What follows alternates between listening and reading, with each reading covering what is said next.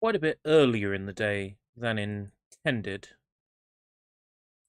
I'm going to go ahead and check out Vampire Hunters right now. Vampire Hunters is... It doesn't hide its inspirations. Gamecraft Studios have made it abundantly clear that this game is inspired by Vampire Survivors. It's an attempt to bring the Vampire Survivors style gameplay into... Ooh! Loud!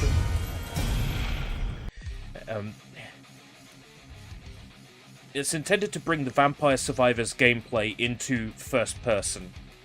Essentially, first person shooterizing Vampire Survivors. I'll just alt-tab a second so I can announce the stream. I'm not sure how this is going to feel to play. But I was super curious about it. It's in early access currently, so you can get a hold of this game if you like what you see. But I believe I currently have access to a beta that... has a few extra features. Jacob, welcome. Jacob is here. No doubt I'm going to get asked something today, and if I do, I will not ignore it, but fob it off to later in the day. So, let's jump right in and see what this is all about. Brotherhood Chateau. One of our bases is under attack by the Underworld Army. Our forces are under attack by Duke Gauntlet. They have found and freed soldiers sealed within our Iron Maidens. Hunter, your mission is to hold off for 30 minutes so the seals can be remade. Okay, so... I might as well jump in with the very first character and see what this is like.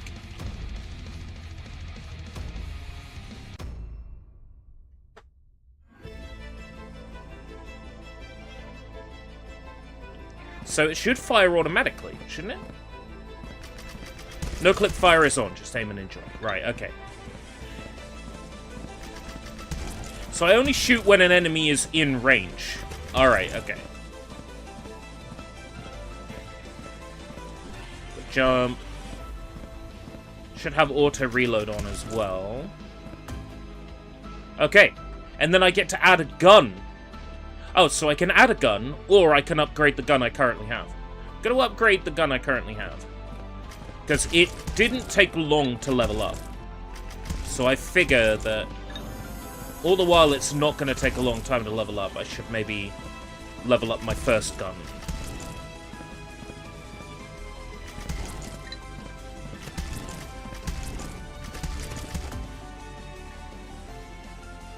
Jacob says he just picked up Titanfall 2 Ultimate Edition for 95% off. It's a good game. I enjoyed it immensely. Okay, Cursed Sword. Secondary weapon. Frog. Passive weapon. You give me a frog, I'm gonna take the frog.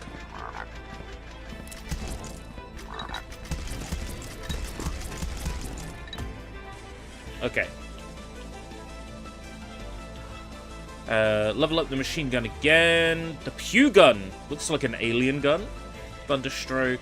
Let's upgrade the machine gun again, because at the moment it's still not hard to level up currently.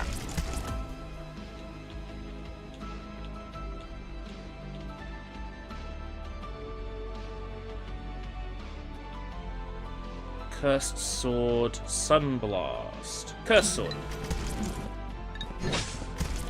Why not? I, too, like to live dangerously. I see there's a lot of enemies have spawned in now. Oh, level up the machine gun again.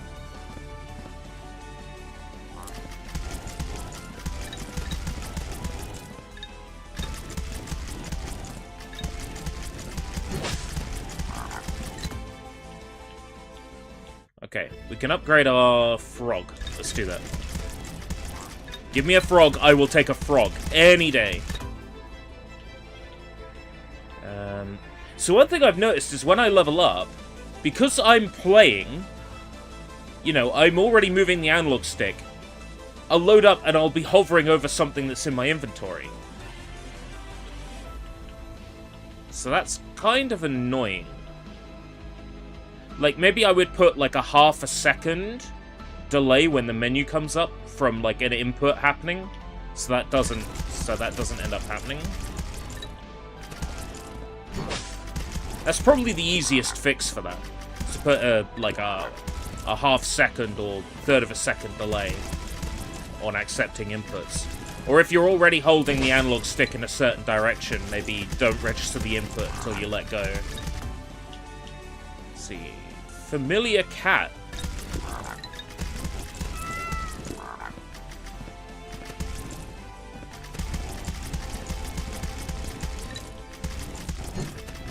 Having the enemies spawn from very specific places, like, takes a bit of the mystique out of Vampire Survivors. Because in Vampire Survivors, the enemies just spawn, like, just off camera. So you can't really judge when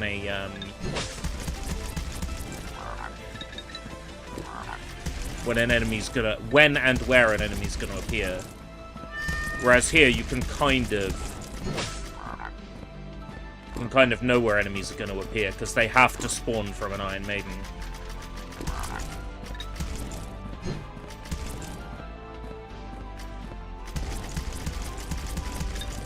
Hey, Johnny, how's it going? Checking out Vampire Hunters today. Which is essentially a first-person shooter take on the classic garlic likes that we've come to love so much.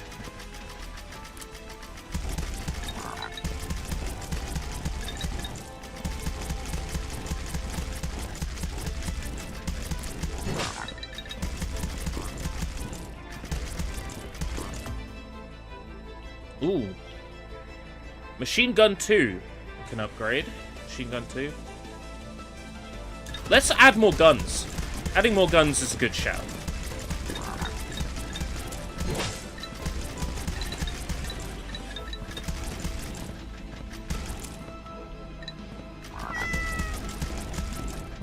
The Spider-Man 2 update apparently left the debug menu in.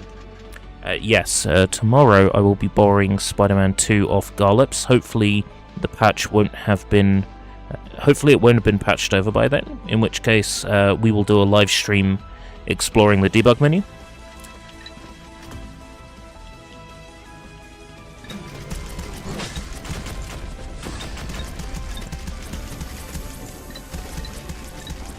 I want to check things like, how many trophies can we unlock with the menu? Can we get out of bounds? Can we load test maps? You know, all that fun stuff. I want to explore all that.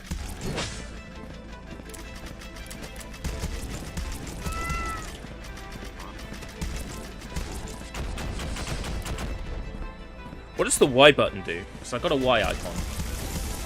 Oh, that's some sort of, like, frenzy? Some kind? Like a frenzy mode? And a boss has appeared. Okay.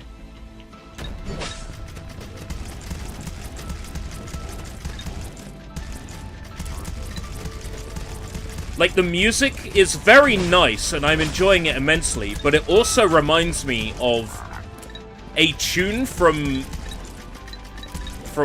the Steins Gate or Steins Gate Zero anime. Yeah, it's reminding me of,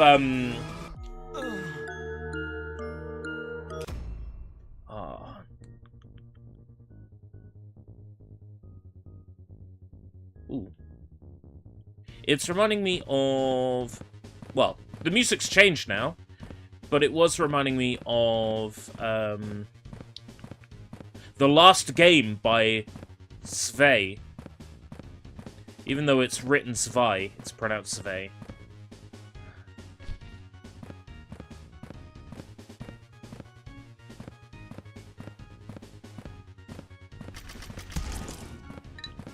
It's awfully similar musically.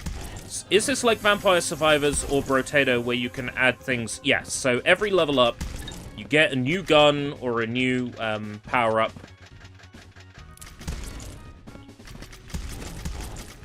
And the idea is to survive as long as possible and defeat the bosses when they appear. So, last time I upgraded my gun at every time, and, you know, I did that instead of adding more guns, and I think I screwed myself over by not adding lots of guns off the get-go. So this time I'm going to aim to add as many guns as possible first to try and increase my overall damage output before I start worrying about upgrading any of them. Yes, Johnny. We learned today that Akira Toriyama, the creator of Dragon Ball, passed away last week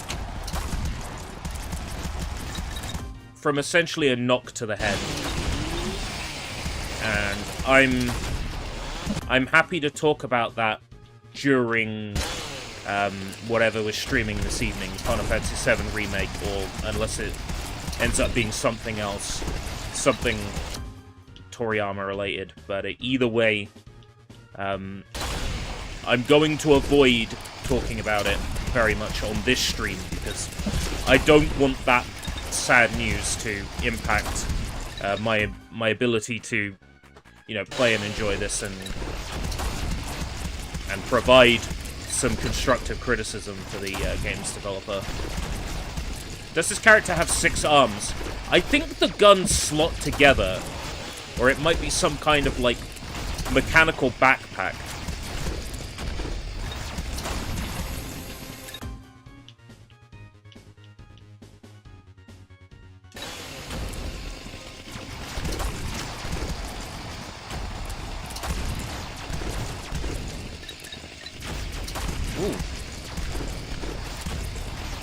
I just got an achievement for killing 500 enemies.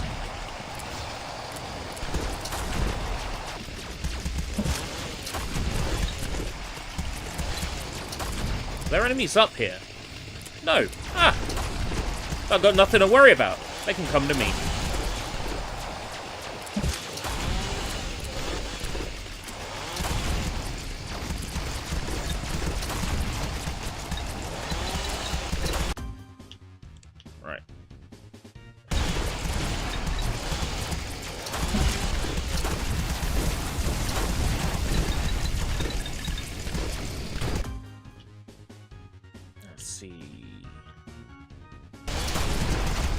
Looks like some enemies have guns now, so I need to be a bit more wary of that.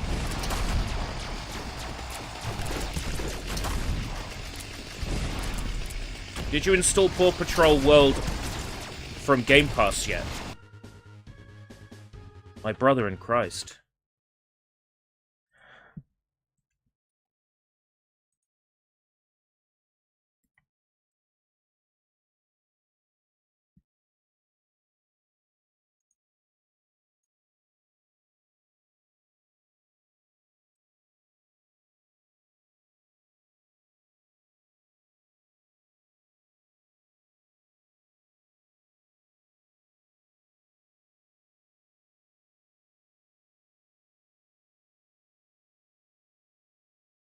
Streamed 1 day ago. I don't have Game Pass anymore. I will play it when Microsoft gives me PC Game Pass.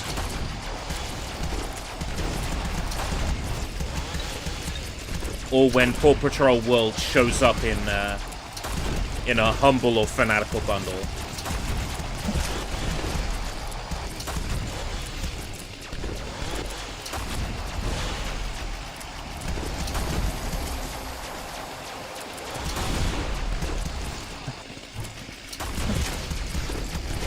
Fair enough, fair enough. You didn't watch the stream. That's fine. But yeah, I have said on numerous streams recently that I no longer have Game Pass. That I haven't renewed Game Pass because I can't justify any spends right now.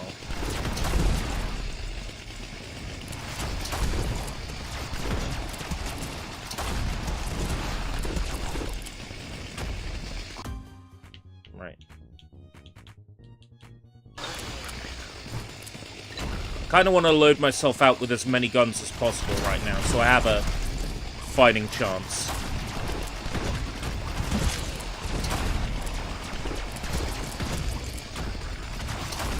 most enemies now are taking a lot of punishment before they die.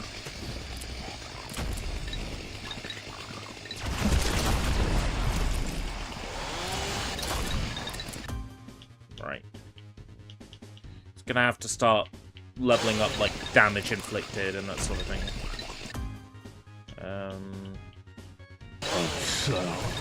Lightbringer? Lightbringer, I'm the fucking universe.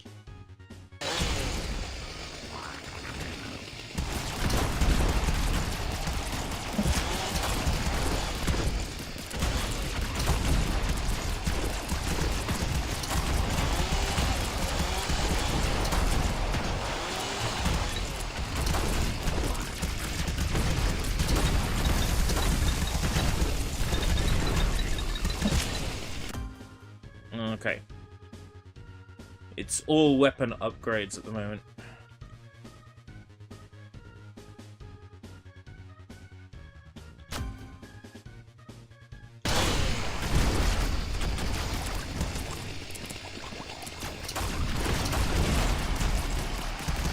Oh, it's a different boss than last time, the Slain. It was the Manticore previously. So it looks like different bosses can spawn, which is cool. I've just noticed that the game's volume and my volume are very close, to the point where I might be competing with this. It did strike me as quite a loud game. Okay. Oh, I see, he's a slime! Now the name makes sense.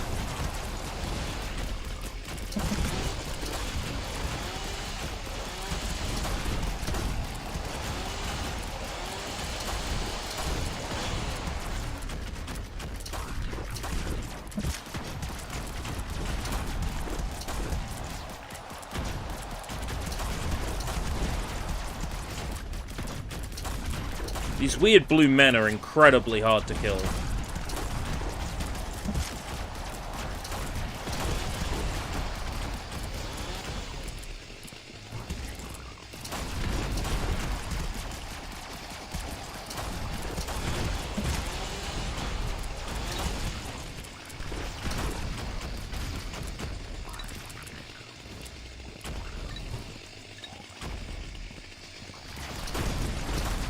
Why am I slowing down?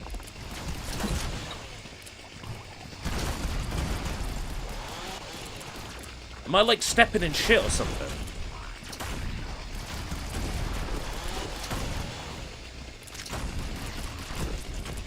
Oh yeah, it's the slime! He's left a whole bunch of residue everywhere. What a dick.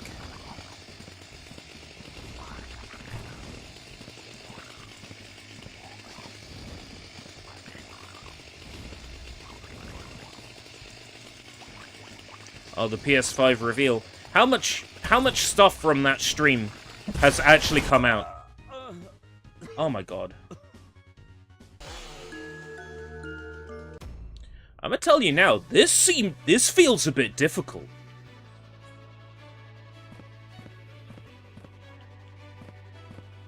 You know, I'm still waiting on Pragmata from the PS5 reveal. That's the one I want.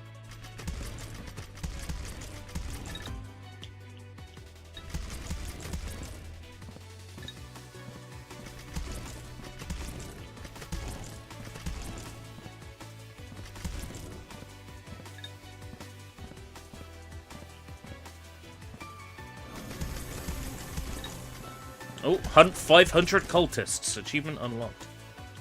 The SAM gun. Oh, like surface-to-air missile.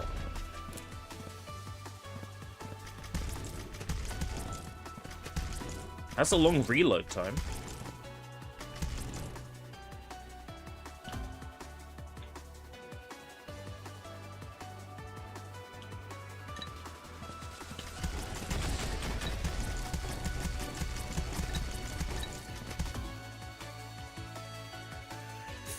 Familiar Raven.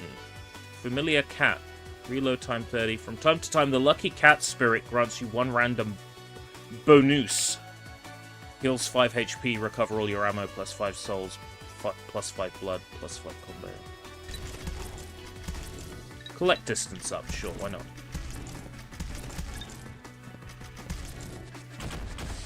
The last thing that released from that reveal with gameplay was Final Fantasy 16.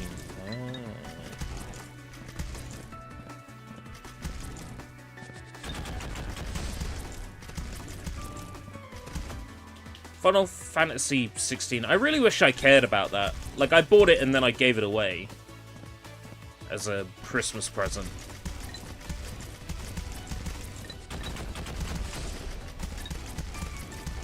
I think it's just the general discourse on video games that's made me so cynical about brand new game releases. To the point where I automatically expect that some big company that has a history of fumbling the bag is going to fumble the bag. But, you know, despite me feeling that about Square Enix, I still went out, you know, day one had Final Fantasy VII Rebirth, so, you know, I know I'm a hypocrite. I guess Final Fantasy as a series doesn't excite me the way that Final Fantasy VII as a series inspires me.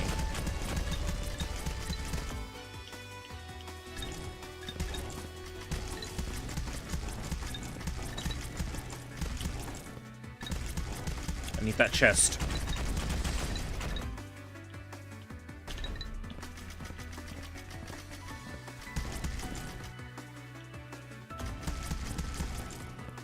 Really focusing on just leveling up that one machine gun. I feel like I did better when I had one gun leveled up.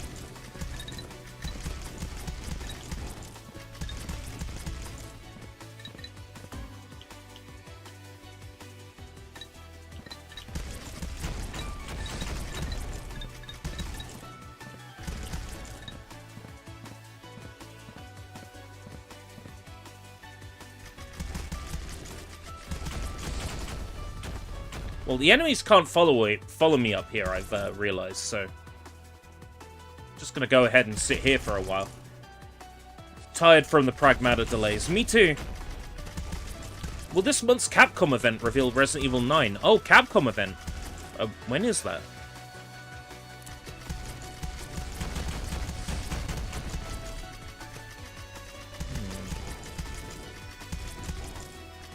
We'll probably get some Exoprimal news, like, wow, look at the millions of people playing Exoprimal. And it's like, millions of installs does not mean millions of players.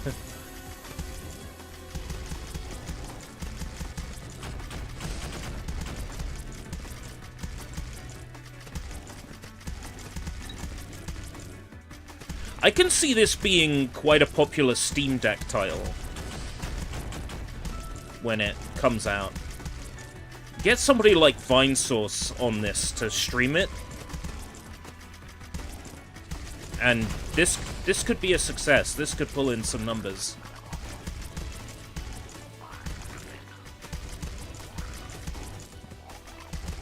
Oh, it's the slime again. Of course it's the slime. Why can't it be a boss I know how to deal with? Oh my god. This menu is a pain to navigate with an analog stick. I feel like the controller support is secondary or perhaps even tertiary to mouse and keyboard.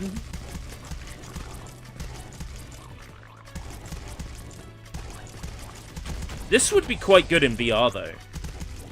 If that's something the developers are willing to consider, I bet this would be a lot of fun in VR.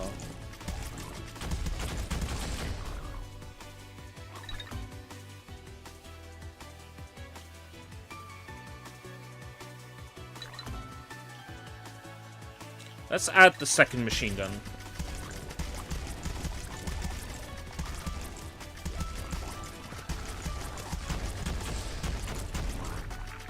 When the enemies go boom, it seems unsatisfying. I know what you mean. They just sort of splat. Like, maybe if there was a little bit more gore, or they left, like, a temporary blood splatter on the environment, Like, I can understand if you don't want to leave blood splatters on the environment forever, but, you know, a blood splatter that lasts for a little while would go a long way to making this feel a little bit more... Yeah, I get where you're coming from. A little bit more punchy.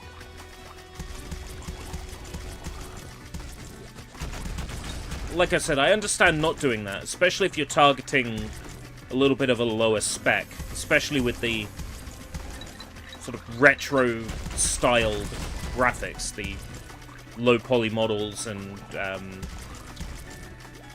sort of pixelated textures. I can understand the reasoning.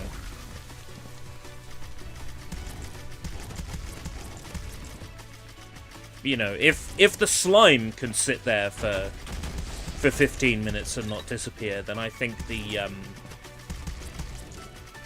enemy should be able to bleed, and that blood should be able to stick around for a while after the fact.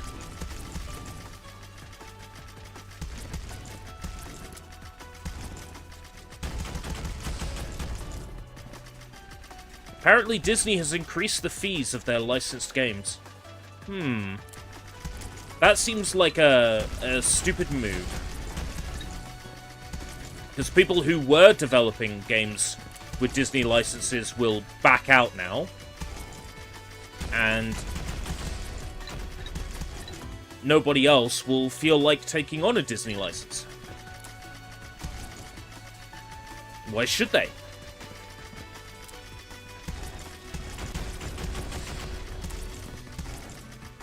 If they wait long enough, all of Disney's licenses will be public domain.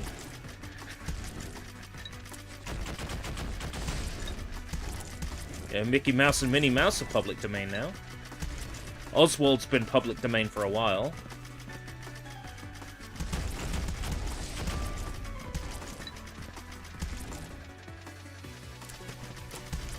The enemies are starting to get a little bit too difficult to kill with just my standard machine guns.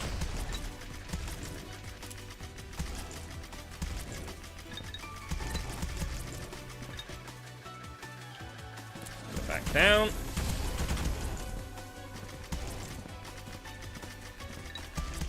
Then what I will do is I will follow round that way. Maybe try and pick up some of the orbs that I've left behind. Oh my god.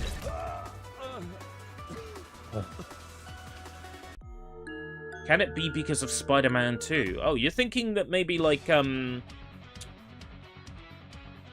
Spider-Man 2 performing, underperforming, as far as Disney is concerned, might have made Disney think, well, shit, if it's not going to perform as we thought, we'll raise the money. Or do you think it could be Spider-Man performed too well, and Disney thought, hey, we should get more money?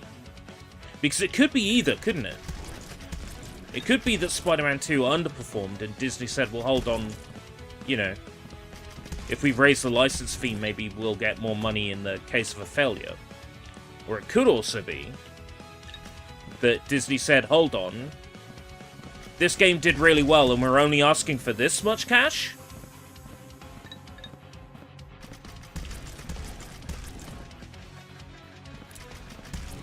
I mean, it could be either. 10 mil, yeah, I mean, 10 mil's nothing to whiff at, you know. Haven't tried the Dragon Whip yet. Oh, it's not very good.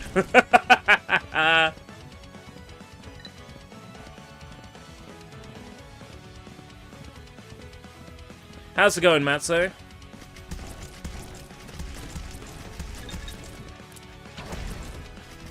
Oh, 10 million including bundles. Oh, where people have, like, bought a PS5 console with Spider-Man 2 bundled in. I mean, bundles are still, you know, game sales at the end of the day, aren't they?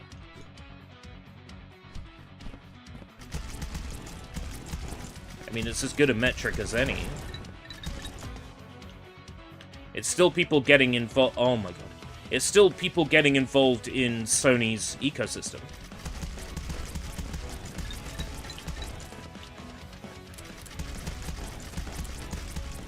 I mean, at the end of the day, that's what they want. That's what Sony wants, is for everyone to be part of their ecosystem.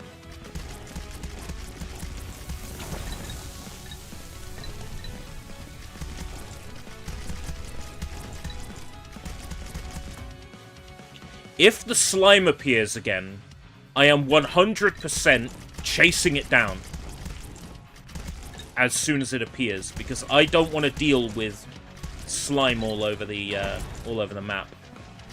Because that's what screwed me up in the last run. Disney takes close to 50% for every bundle. Are you kidding me? The PS5 is already sold at a loss. You're telling me Disney takes half of that? Greed. Absolute avarice.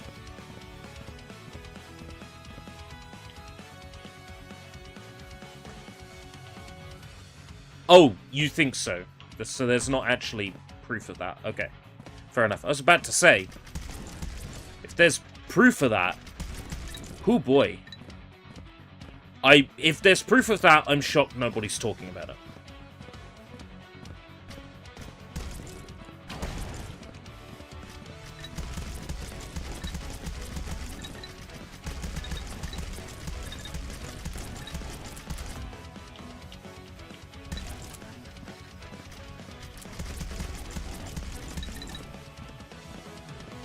From Activision in 2014, hold on. Insomniac acquired the game rights for Spider-Man, so... does that mean that they don't have to pay to keep using it? Because I'm fairly certain that if that were the case, you know... wouldn't they put out more Spider-Man games? If they definitely had the rights to Spider-Man games, wouldn't they just put out more Spider-Man games? Wouldn't they put out Spider-Man Go for mobiles or something? If you have a license like Spider-Man and you don't have to pay Disney every time you use it, wouldn't you just rinse it?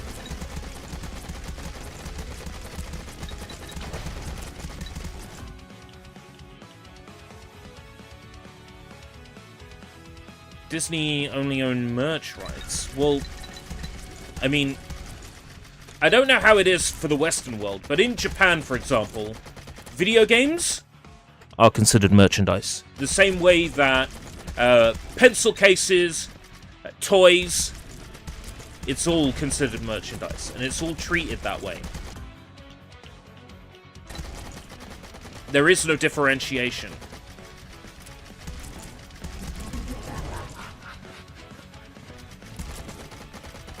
Oh, nurse. Sure, it's nothing. I can deal with this.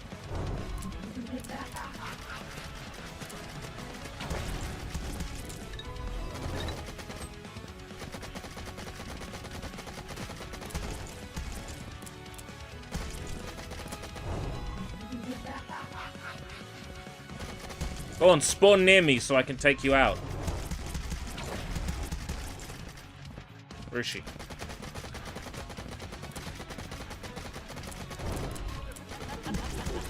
Oh, it's a little bit better when she spawns up top, because I get a better shot at her.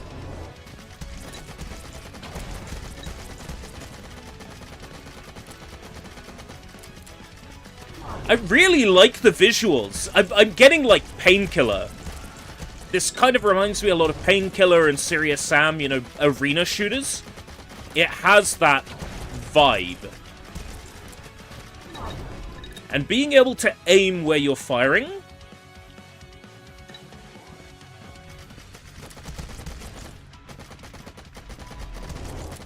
like, it's unlike Vampire Survivors, where most of the weapons, they fire automatically. You don't have much of a say about where they go. This game, you get to say, you know, where you're firing, where you're aiming. Right, that's one boss down. So what does that power-up do if it doesn't kill enemies fast enough for me to be able to go through them? I would have been stuck there, regardless.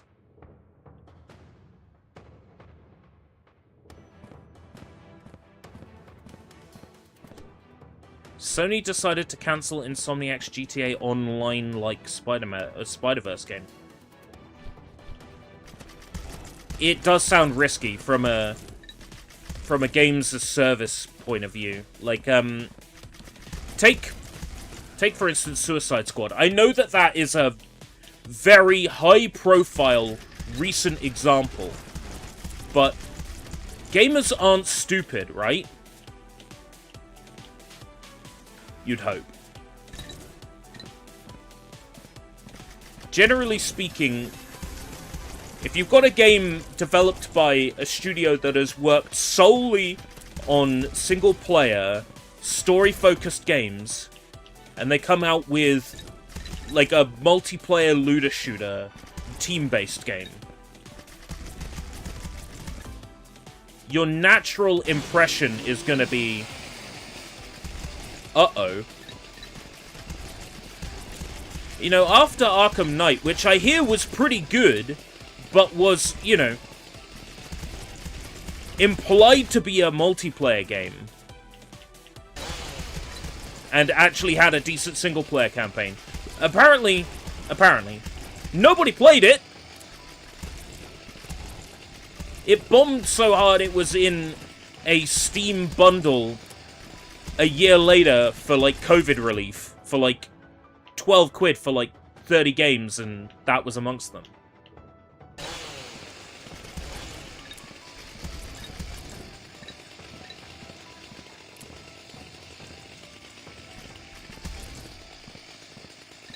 When I hear, oh, Rocksteady, creators of very, like, beautiful single-player story games, is working on a multiplayer game, I wince. And by the same token, if I hear Insomniac is working on a multiplayer live service game, I'm gonna wince! Because that is not what they have a proven track record of doing well. And maybe they would put out a Spider-Verse themed GTA Online style game and it did well. Could happen. Like, let's not rule it out. The immediate impression is going to be, these people don't know what they're doing. Even if they do, the immediate impression is going to be, these people don't know what they're doing. And that immediate impression is really important in video games. Because mud sticks. Doesn't matter how good a game is, mud sticks. If the initial impressions are negative, then the game is going to be unfairly treated. Take, for instance, Balan Wonderworld, which, you know, I played when it came out. And enjoyed. The public had decided they were going to hate that game. A few big-name YouTubers and content producers and websites said it was bad, and that was it. It doesn't matter how good the game actually was, because the world had decided it was bad, the world had decided it was unworthy. It didn't matter how good it ended up being, and it did end up being, you know, decent. It didn't matter how good it ended up being, you know. Shane from Reres was gonna make a video about it anyway.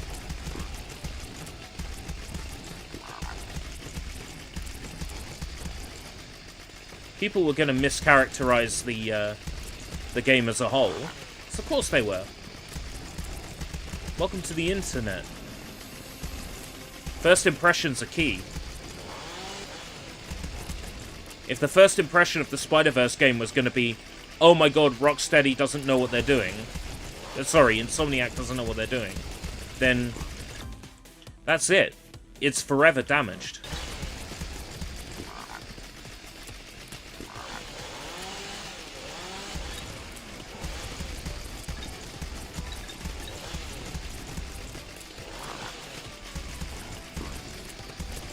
Arkham Asylum Wii port.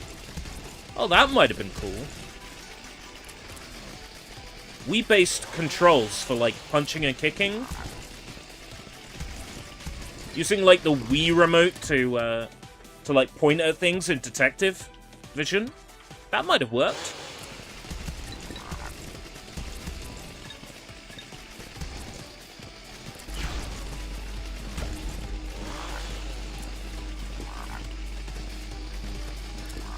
Is that the boss? Oh my god. It's a giant eyeball. That spawns baby eyeballs by the looks of things. I figured the eyeballs were related to the boss. Because we hadn't had them spawn yet. Right. So that is a damage boost when I press Y. But it's not like a health boost. It doesn't, like, give me a shield.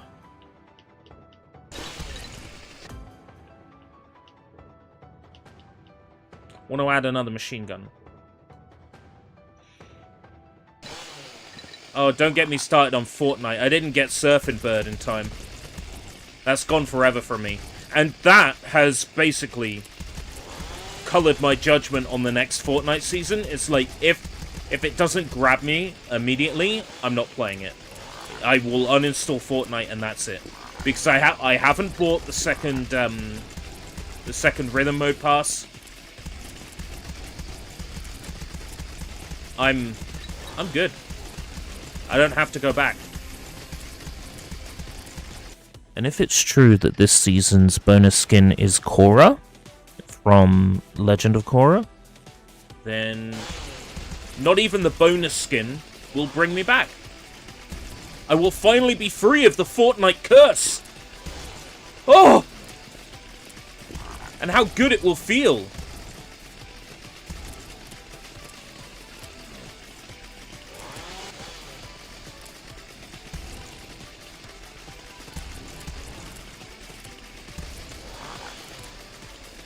There are moments in Vampire Survivors where you feel a little bit overwhelmed by the number of enemies. But you always get that one or two upgrades that change the entire play session. I'm not getting that in Vampire Hunters. It's missing those... Either it's missing those super awesome, like, power-ups that change the entire flow, or I simply don't know what they are yet. But the enemies spawn in, and now they take a lot of punishment to defeat. One single enemy there took 5 seconds to kill. When it's getting to the point where it's spawning in regular enemies that take 5 seconds to kill, it's going to be difficult to say, like, with any confidence that it's going to have that same snappy, satisfying gameplay. And Vampire Survivors, of course, being developed by someone who worked on slot machines. They understand the nature of, like, jackpots and one-armed bandits and coins and loud sounds and flashing lights. That's what this needs more than anything to really drive home the value, to make the player feel like they're winning, is to employ some of those slot machine tactics that Punkle uses in Vampire Survivors. I don't hate what I'm playing here. It's decent. I think it's got a long way to go before it will eventually become the first-person shooter version of Vampire Survivors, but it's getting there.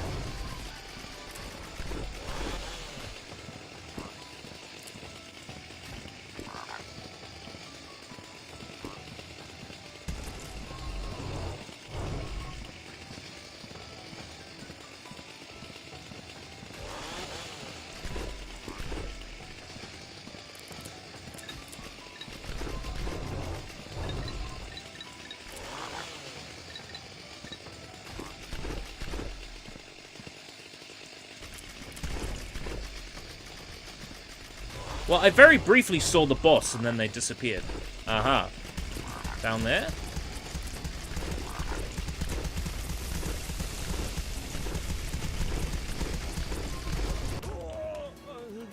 What killed me?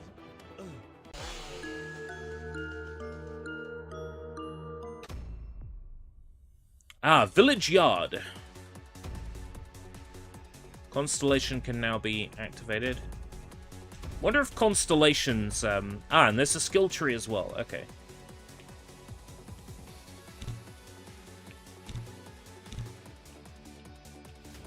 Right.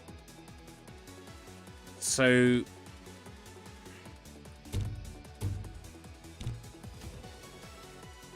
Oh. I see. They are in the top right. I have 13. Let's have a look. Damage plus... Fury, Living Sword, Mask of Torment.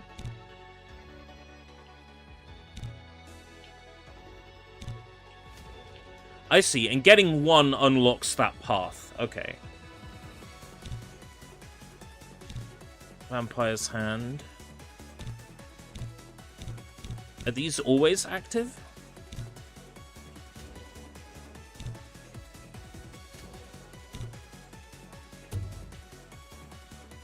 Oh, I see. Some things take more than one upgrade point. Ah.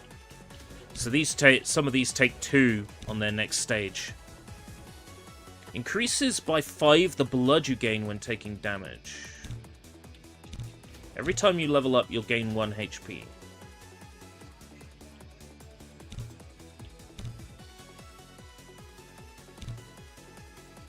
Plus 5 ammo to every weapon. Can't afford.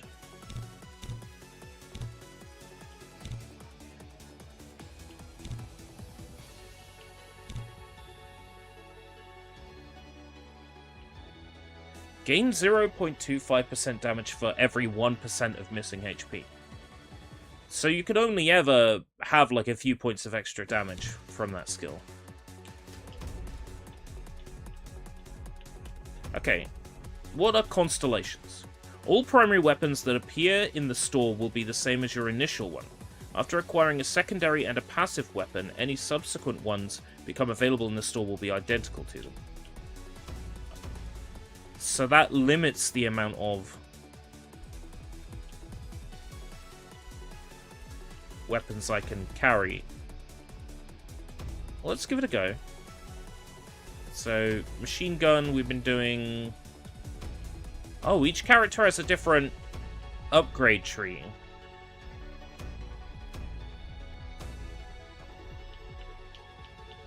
Skill tree. Right, okay.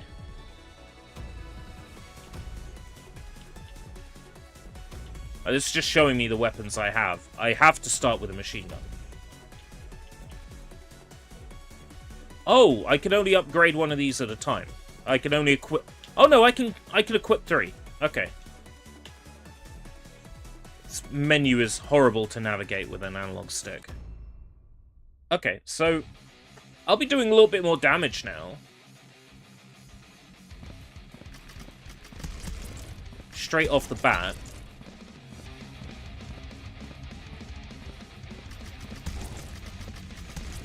Let's see if it now feels a little bit more rewarding than it did before, with a few upgrades. Loyalty card. Oh.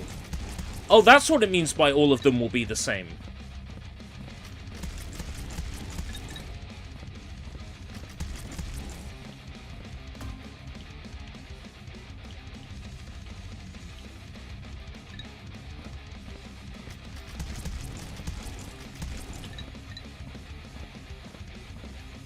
Let me see.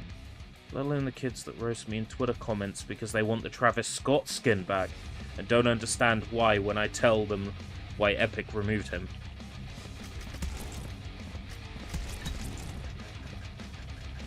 You know, if the Travis Scott skin came back, Epic would, you know, get a few sales, like, immediately at the start, but then, you know, I don't think anybody really wants the Travis Scott skin back because it's Travis Scott. You know what I mean? They want it back because currently it's a rare skin and they can't have it. It's just FOMO.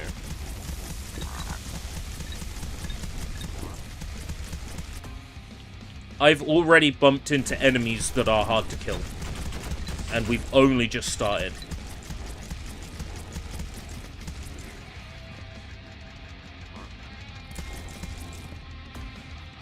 To be fair, again, the initial,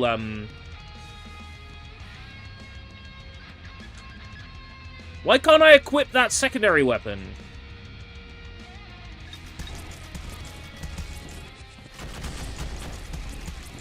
Why have something appear in the shop if I can't select it? Strange.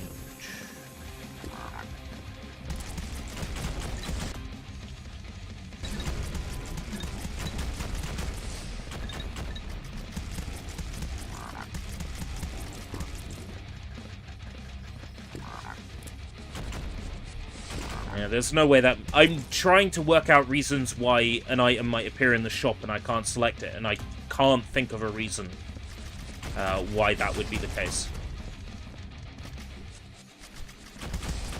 Like a good reason. Only like game design reasons. Like mistake reasons. Am I even getting anything when I select these? Is my selection tree glitched?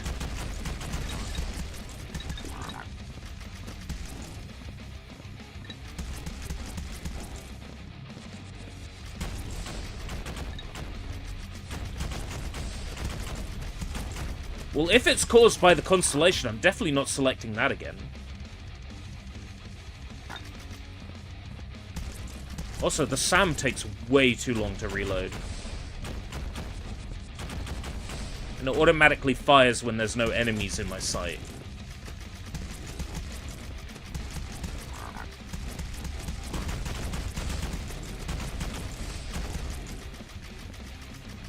And this pink thing takes so much damage.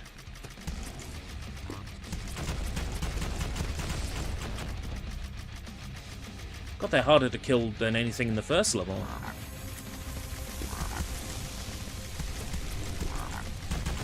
Hunt one knee jam. They're called knee jams, huh? Might as well call them toe jams. Because they're disgusting and stinky and no one wants them.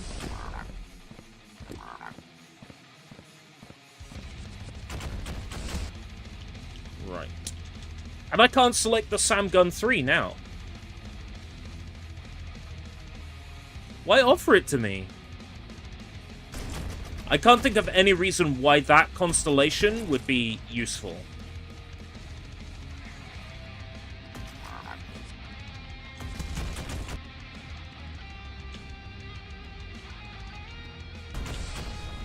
Hold on.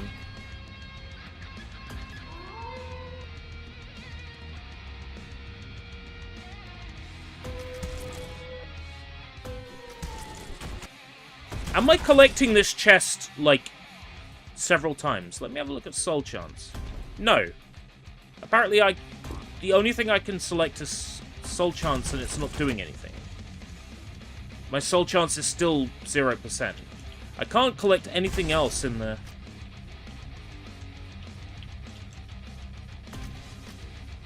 I'm very confused.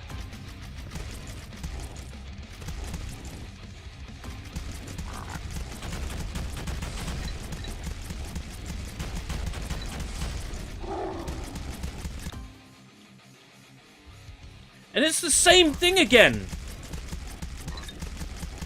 Huh. I can't see any reason why you would want to enable that constellation.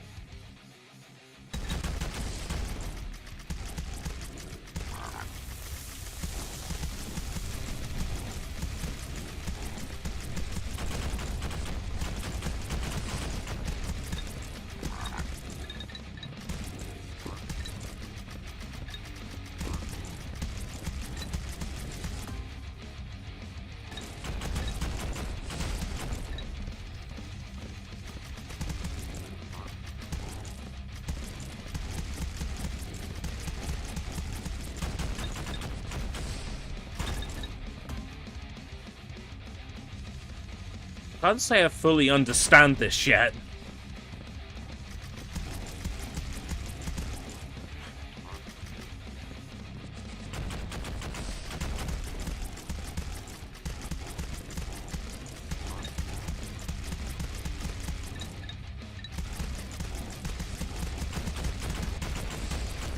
Once again, I seem to be safe up here, so use this opportunity to pick enemies out.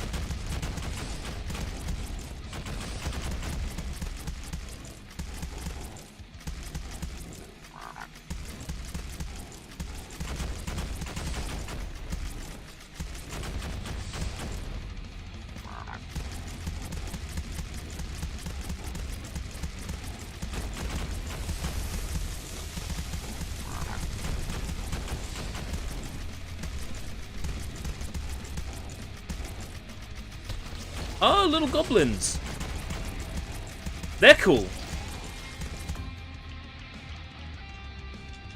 Can't select that. I understand, because the other gun is at stage 2 and not stage 3. But why offer it to me? I think I get it now. It's so there's always an upgrade for something that you have. However, one oversight of that is it can offer you an upgrade you can't select. Especially if you have 2 of the same weapon. At different upgrade levels.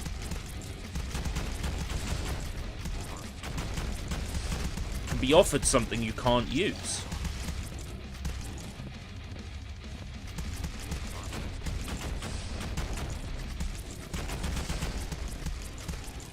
I feel for you, Matzo. Best of luck. Fortnite downtime will be extended by another 8 hours. Maybe they can spend that time making this season worth playing. Seriously, Fortnite has fallen off for me. I don't know if it's fallen off for everyone, but it's fallen off for me. It will take a lot to convince me to come back. I only hung on with this season because of the whole Solid Snake thing. I didn't really want to come back. Didn't want to come back to the last season either. It's about time I was, you know, honest with myself. You know, I don't like Fortnite anymore. Not the same way I did. Not the way I used to like it.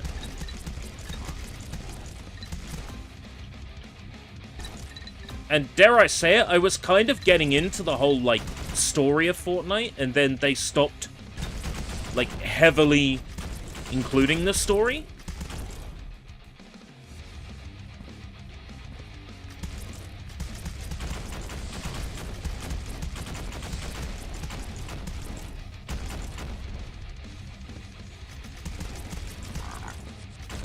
Fortnite OG was a joke. Like, it wasn't fun. And I think a week into, or like a week and a half into OG, they realized it wasn't fun, and then they're like, oh, look at all these things we've unvaulted that are from, like, last year. It's like, okay. You unvaulted things from last year, you know, that weren't in OG. It's not really Fortnite OG then, is it? So it completely, like, lost track of what Fortnite OG was even meant to be.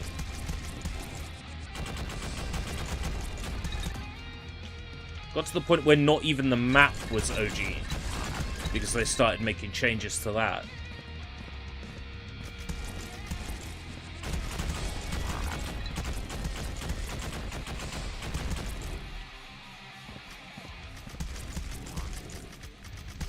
You know, I miss being able to put a cowcatcher on a car. You know, I miss, in squads, killing someone, picking up their iPad, and getting the location of the rest of their team members.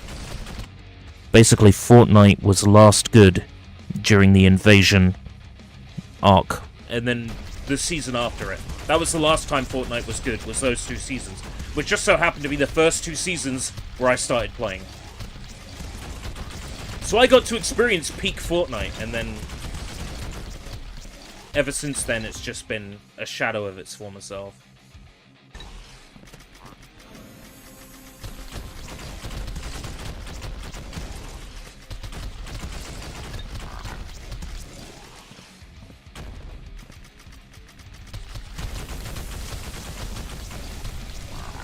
Like, I genuinely wanted to see Sloan again, and then Sloan just came back, and there was, like, no fanfare.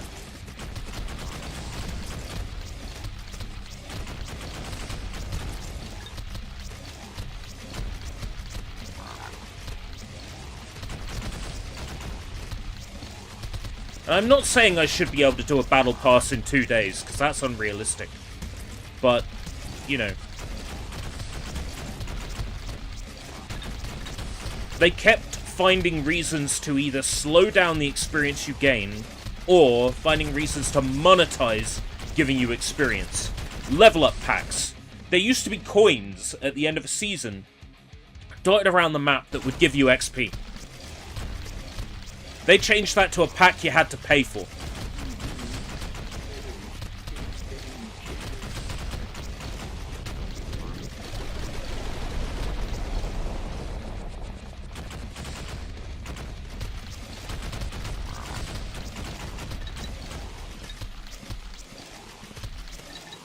Now, I understand Epic were pissing a lot of money away on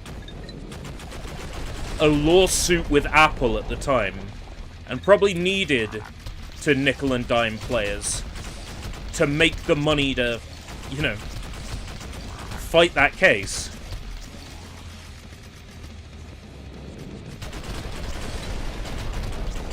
I can probably understand their thought process. Oh, and then you just die and there's no, like, indication of what caused it.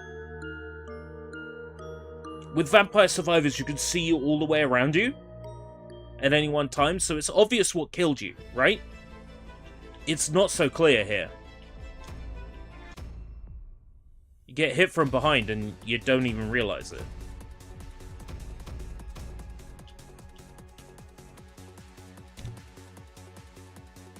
Hold shift to lose 10% of your current HP. You want me to lose health?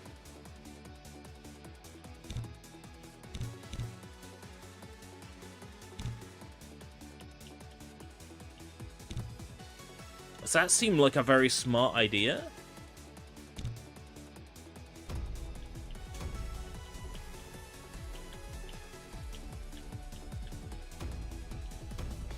Gemini, you can't use alternative shots. You start with an initial weapon in each hand.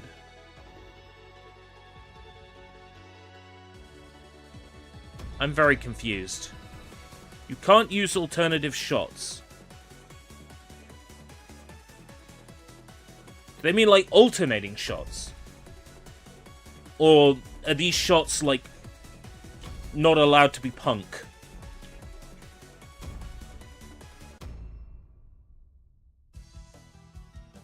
What I'm talking about is the story in Battle Royale.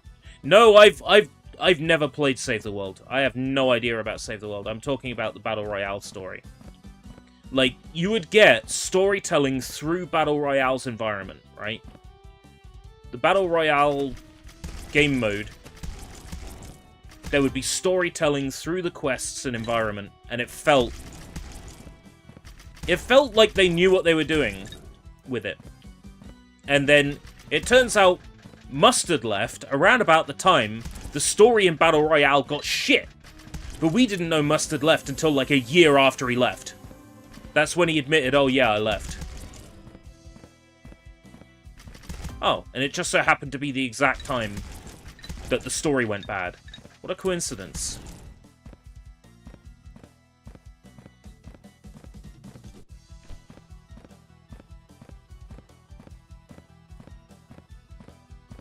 Chests appear in the air.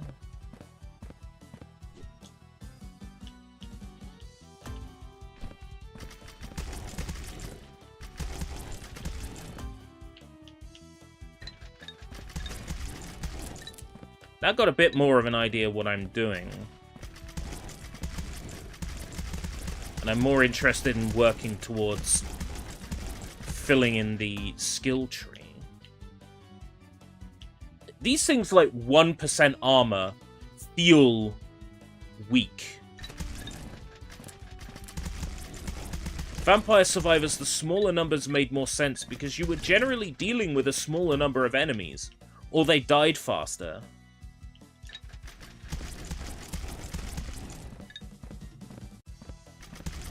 And the upgrade tree in Vampire Survivors gives you permanent upgrades to your stats across all matches.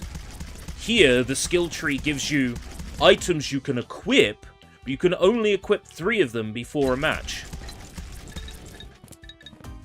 So it's not the same. You're not getting that same... Let's put it this way. Even if you do absolutely dog shit poorly in a Vampire Survivors level in a stage, you still make some progress towards getting more powerful the next time. Here it doesn't feel like I'm making progress in the form of getting more powerful. I'm just unlocking more stuff that I still have to be lucky enough to land on. Permanent stat increases would make this feel a lot more rewarding. As would blood splatters, like more... like, blood stains when you kill enemies on the environment would make it feel immediately more punchy.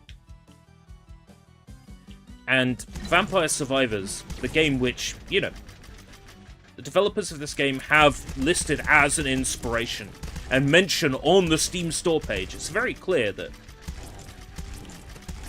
the intention is to make the first-person shooter version of Vampire Survivors.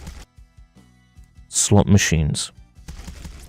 One of the whole reasons why Vampire Survivors is the great game it is, isn't because they use pixel art or old-fashioned, you know, visuals. That helps with there being lots of enemies on screen, but it isn't the reason why it's successful. The reason why it was successful is because it takes advantage of gambling mechanics. This doesn't feel gambly enough. I think it can, and I think it will, but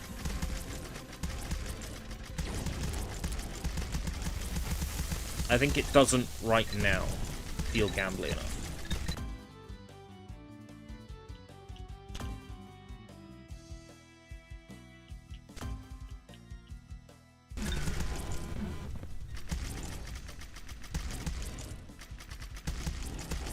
Which boss are we gonna get? If it's Slame, I need to go running for him.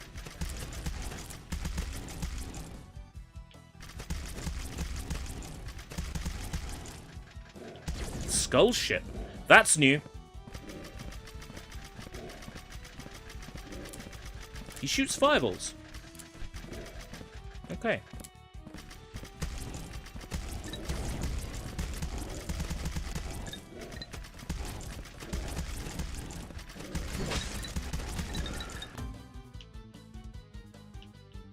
Crucifix Boomerang. That sounds fun.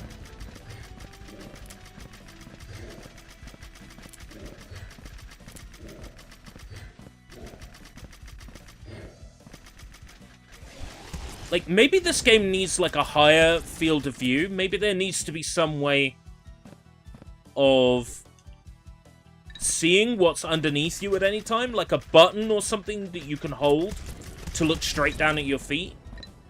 Because a lot of that precarious platforming when you're up there, or maybe a button to look behind you briefly, like maybe clicking in one of the sticks, or a quick turn. Because in a game like this, little red arrows in the corner kind of meld into everything else that's happening.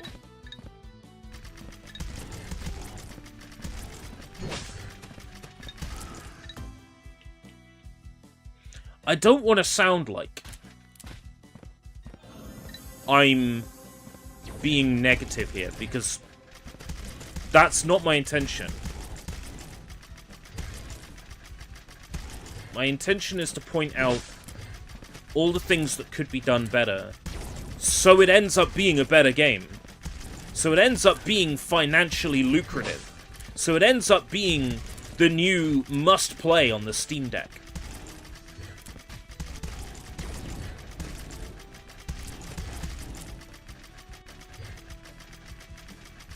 That's the...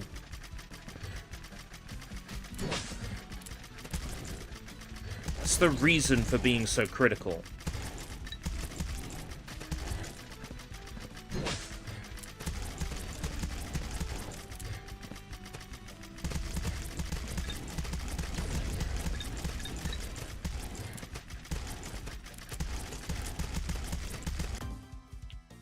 Crucifix Boomerang seems pretty good. I'm going to upgrade that.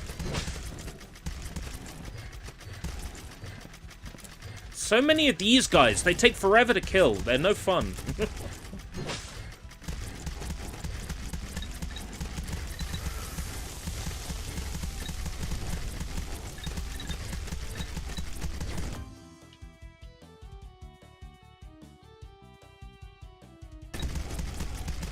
A revive with 70%, 75% of my HP sounds good.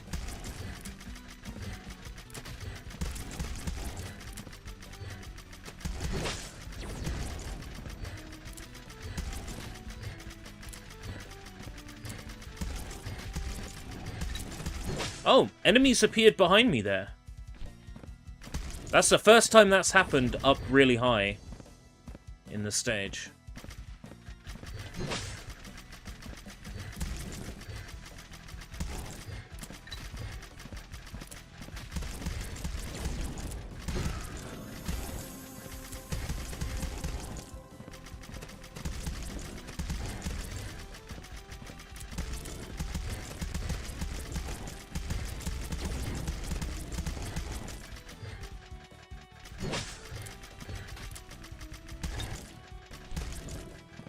Right.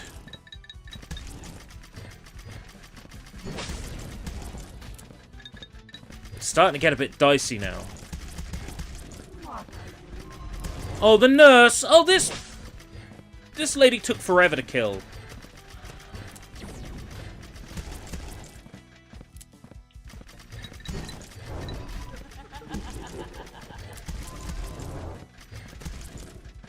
I'm gonna need another weapon or some more power-ups at least if I'm gonna take her out.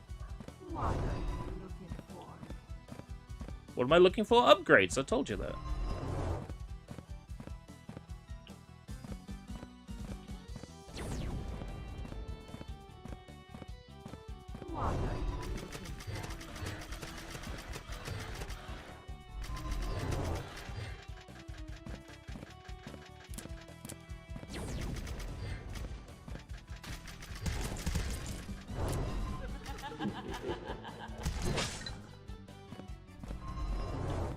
Oh no.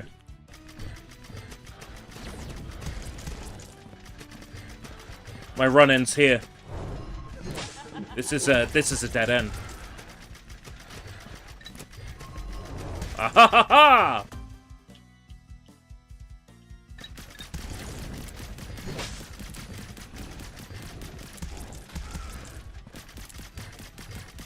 Come on!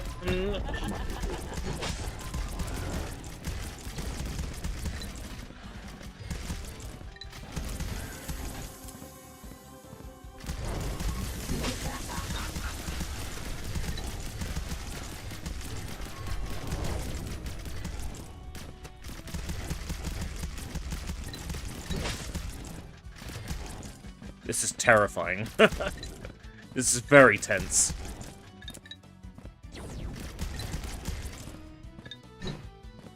So glad the experience stays.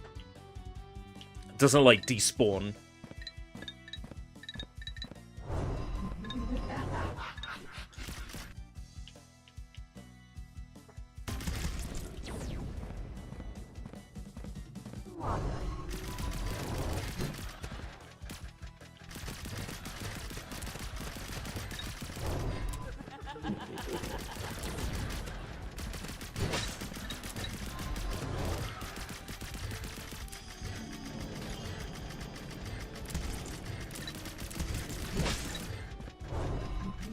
To go down.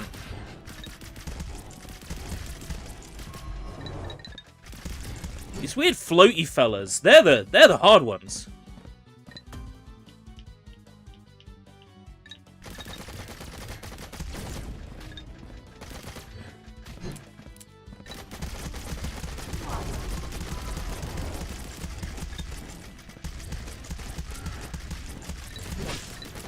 shit!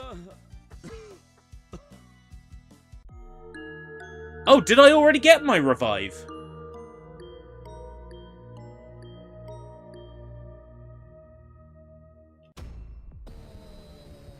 It wasn't clear. Have me have the dying animation and then revive. You know, let's take for instance Vampire Survivors again. When you die, it goes dun dun dun dun dun dun dun dun. Revive button. You know, I must have had my revival, but it wasn't made clear that I had revived. So my health would have filled back up, and it wasn't made clear.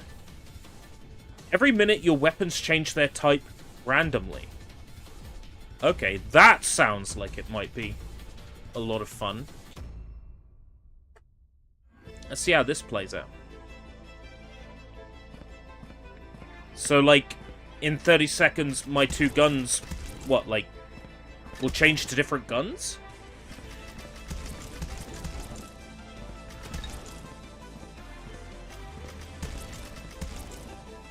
Was it only secondary guns that do that?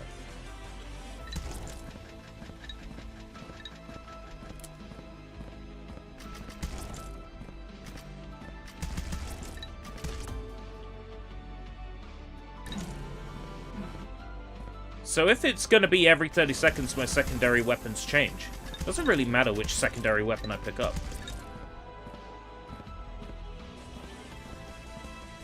Yeah, if there was no sound effect and no animation to imply that I had had my revive,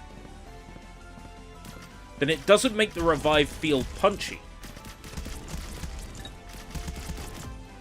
I know it's all well and good to say it doesn't feel punchy when punchy is a vague word that could mean anything.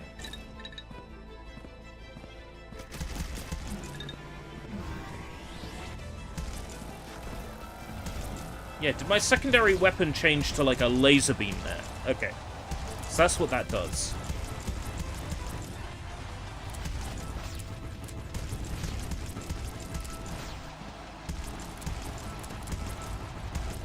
I suppose it adds a random element to it, in which case that will make it feel a little bit more like a... like it's a gambling slot machine now.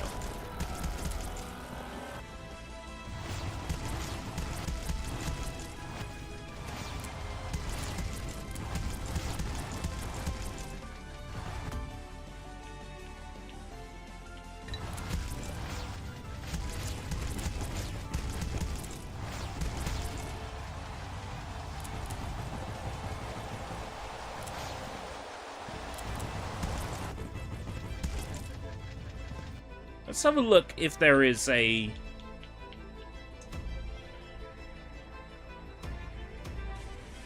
field of view, yeah.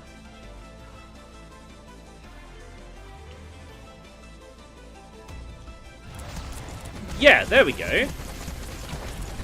That immediately feels better. For being able to see where I'm going, that feels better. I can see a bit more of the floor around me now. That has made a huge difference. 90 feels right for this. Master FOV.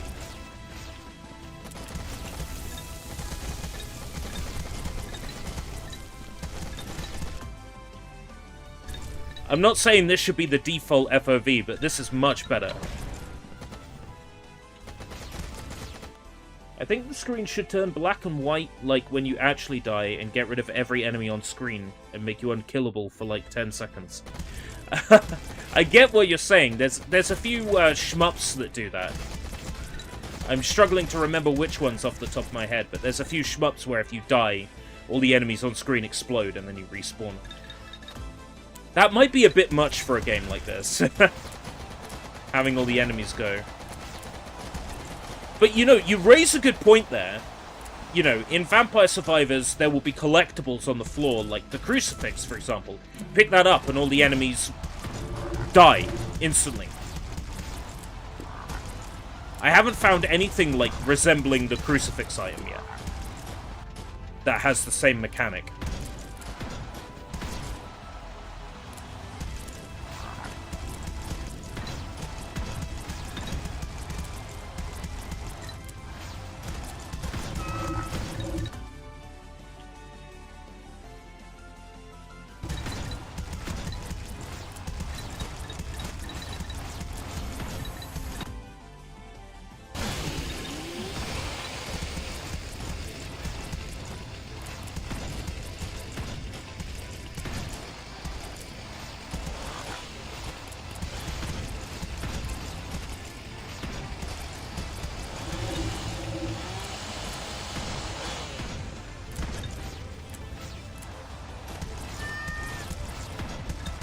The cat gave me something, but it wasn't clear what bonus I got from the cat.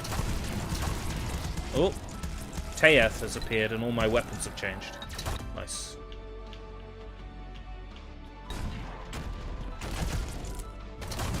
So Teyeth was the eyeball. Do I see his... Yeah, I see his scrawny ass.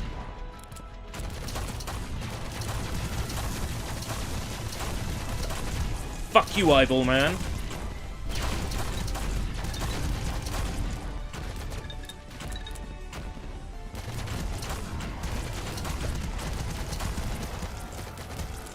That felt good.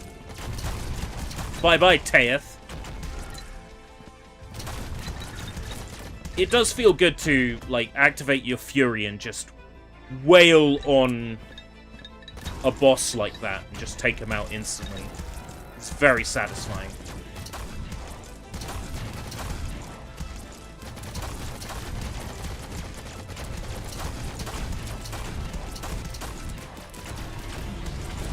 Well, I was only going to play this for an hour, but it's become apparent to me that there is a draw to this as you get better.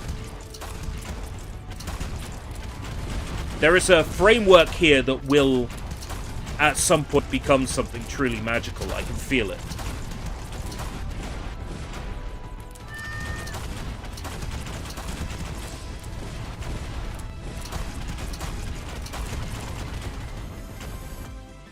This is one of those games that you can put on, you know, you've got some dubbed anime you need to catch up on.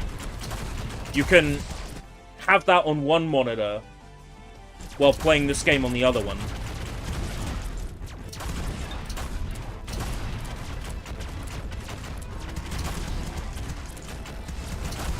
Vampire Survivors is similar. Vampire Survivors is quite often one of my... put an anime on and just, like... Fortnite was the main one for me, and then as I fell out of love with Fortnite...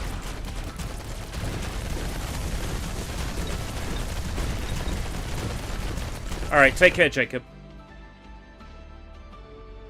+2 damage.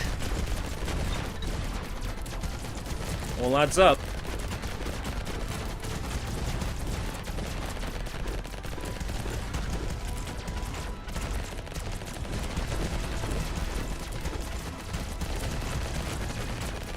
I quite like the weapons randomly changing. It adds a certain degree of randomness to it.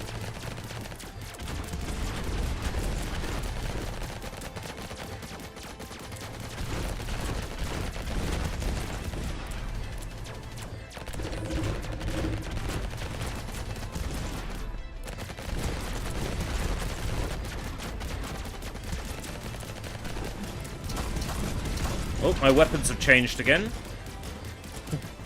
Any anime tickling your fancy these days? I don't want to end up rewatching shows I enjoy, but I really feel like taking over, you know, starting Steins Gate from the beginning. Generally, what I need to do is more stuff like, Real Asia, you know, Super Smash shows, because you don't find shows you want to watch by scrolling down the fucking Crunchyroll list going, oh, that's nice, that's nice, that's nice. It's the same curse you get with Netflix or any other streaming platform. Too much choice. It's death by choice. I need to do more Smash Shows style stuff. Because that's how you discover shows you might like. I never would have sat down and watched Naruto-san. But here's the thing, right? Naruto-san happened because... That happened because another show I wanted to watch wasn't available. So I had to go, oh shit, I need another anime about an alien. I never would have checked out Naruto-san without having the reasoning to do so.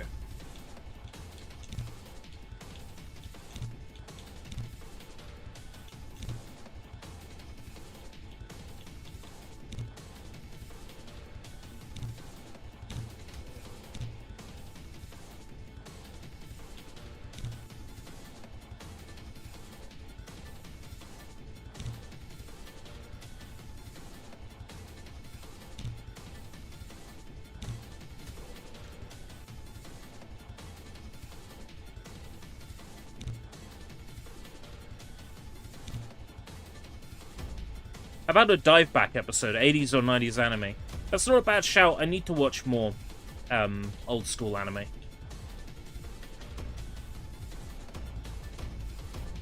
I could equip multiple of these at the same time. Okay.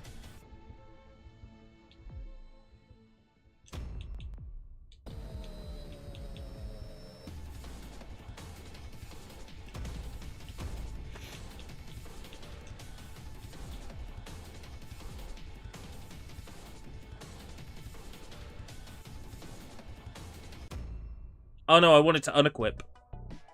Oh, never mind. I guess I'm still using those three. 90s anime.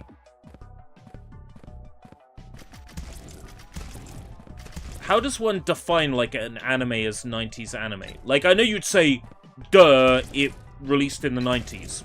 Well, yeah, but, you know, there were shows that released in 1991, and there's shows that released in December 29th of 1999. And there will be a drastic difference in them because of differences in techniques and methods and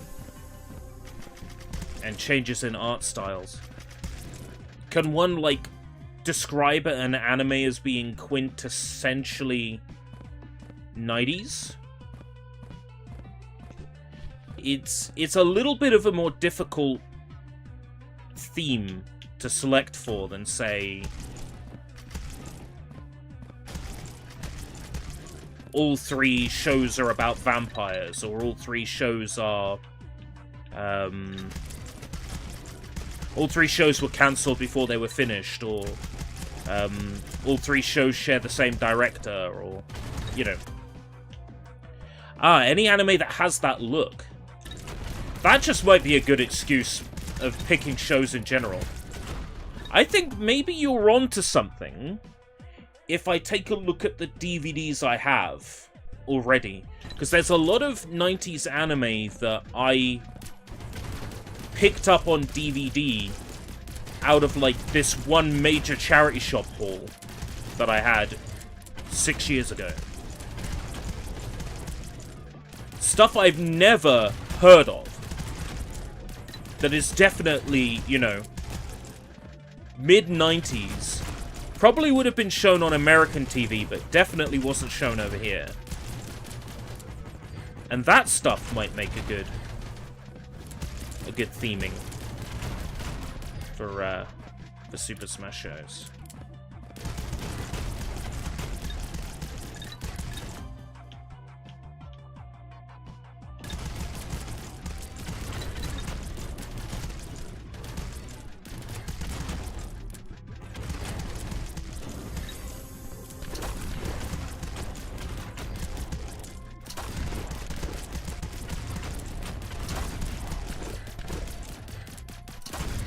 Shows with a 90s look. But you could be sneaky with something like that, because you could do Mazinger And that was like mid-2000s made to look like early 90s. You can really cheat with that theming. Why not random? Okay, hear me out. Crunchyroll has a random button. 3 shows picked at random. Now, I was going to do that episode once. I ended up not making the episode. Because it gave me one show that had 3-minute-long episodes. One show that was a mecha anime that seemed kind of neat. And it gave me Virtual San as looking. Because of that random button, I discovered Virtual San as looking. By extension, I discovered Peanuts-kun and the Omega Sisters. By the random button. Yeah, random button. 3 shows at random. Crunchyroll random button.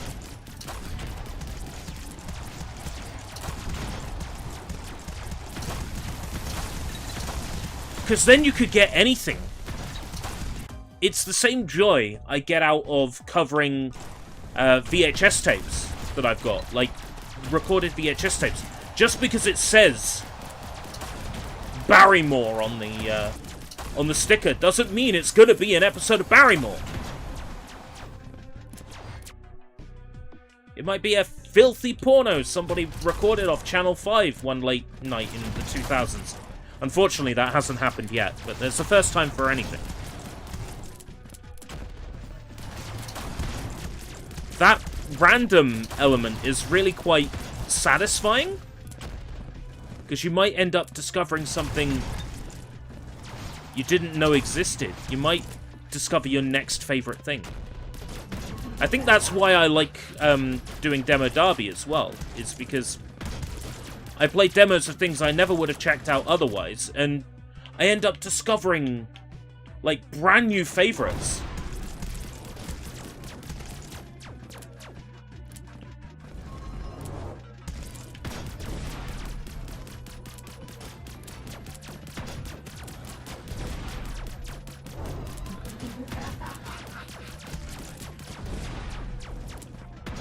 I do wish those upside-down men were easier to kill.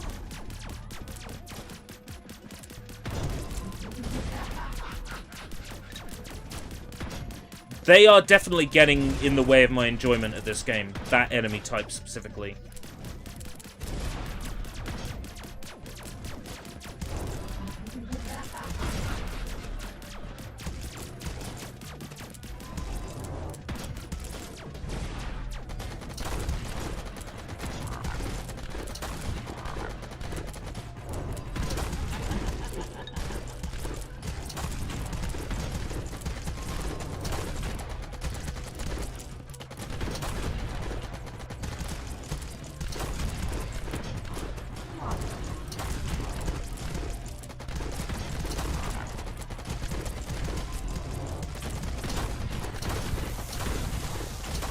Right, got rid of the nurse.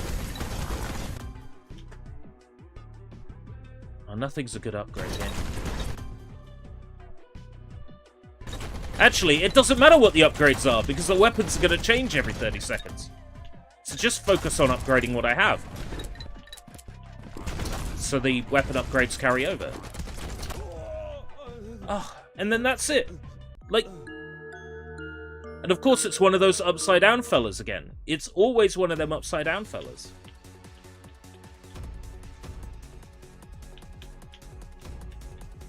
Let's try one of the other characters, because they start with a different weapon. Let's try the guy who starts with the submachine gun, because I haven't tried him yet.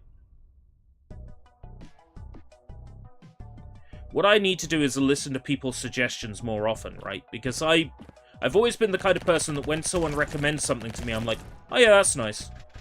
And then I don't care. But you recommended Megalobox, and Megalobox was good. So I need to learn to take people's suggestions more often.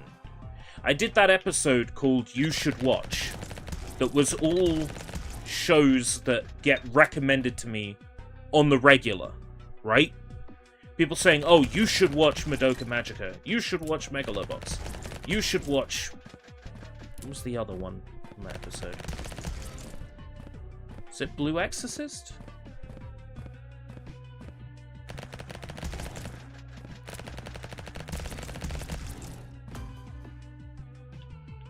Oh yeah, your suggestion was good. I need to listen to you more often.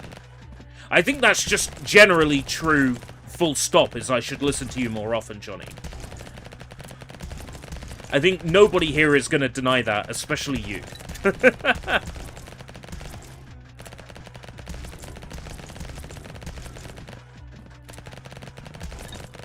I'm in a situation where I'm going to die right at the start of this run, because the submachine gun is useless.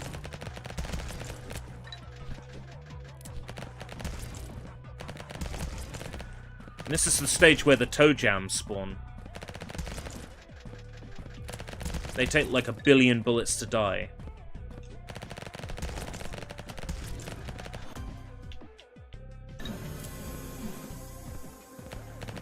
The sting. All we know is, it's the sting.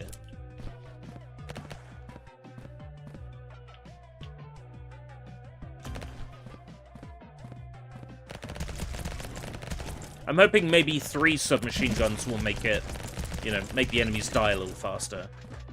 And that is happening. I just generally tend to recommend things for a specific person, not just because it's good. Yeah, but like, your advice has been solid, constantly. Whenever I actually act upon your advice, I've realized that it's incredibly good advice.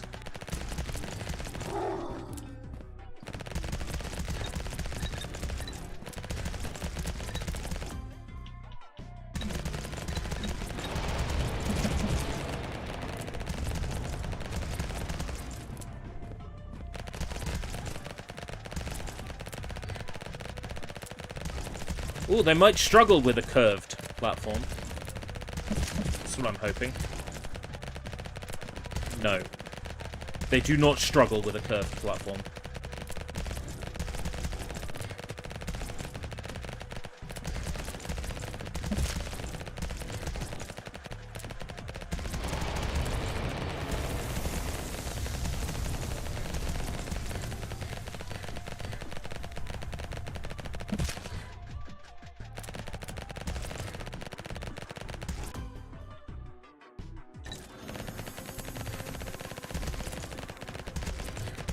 Even with a whole slew of submachine guns equipped, still barely making, like,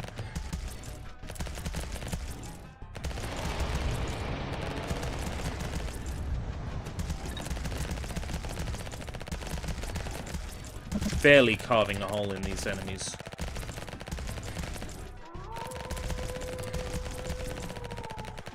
I'm making no headway at all. I'm being pushed back.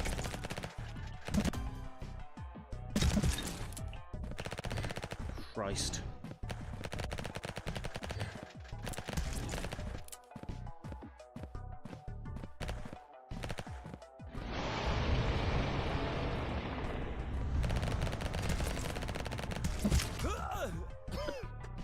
Dead again!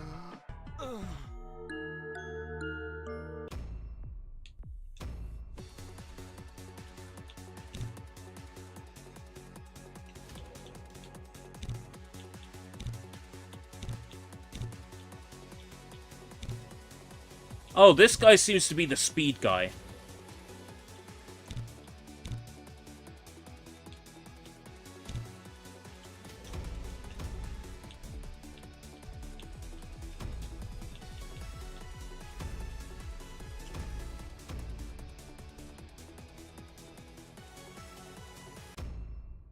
This is definitely the speed character. Okay, when it says shift, which button's that for me? Blood skill. Nope. B. There is a marker on the HUD for it. Okay.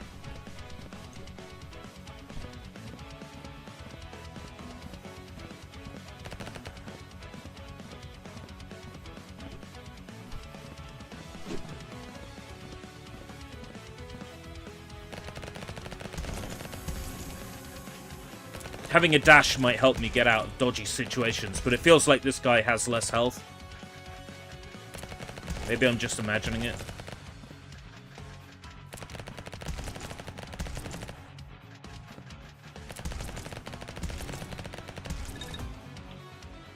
Right. Damage doubled.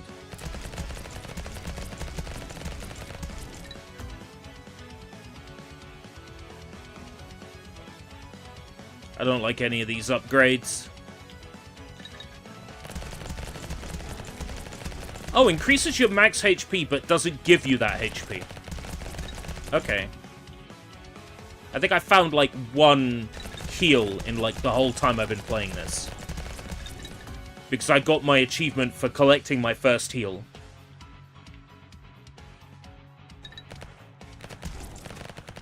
That's how I know it took forever to get one.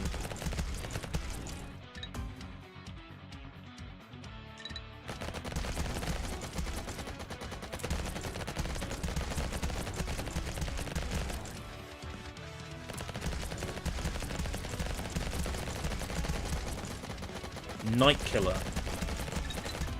I watched that Plague movie. It wasn't bad, it was just dull. I was hoping for something schlocky and it ended up being this really well thought out what would happen if there was a viral outbreak kind of thing. It's like very well shot, nothing particularly wrong with it as a movie, just dry. It's scary for the reasons of it could happen, not for any other reason.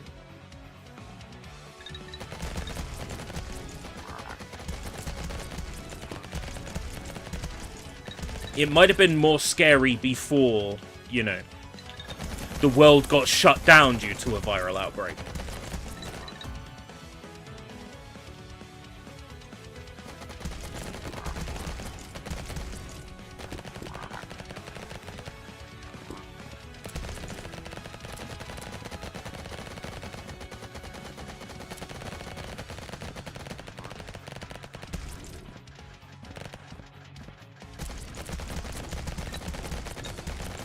The upside-down people need to be nerfed.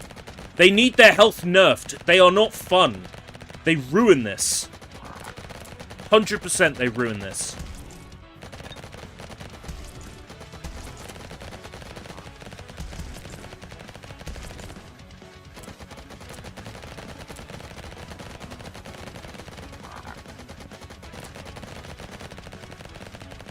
I'm being forced back constantly.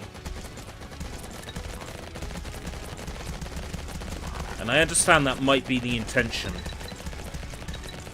but it's nowhere near as fun when you're being forced back like that.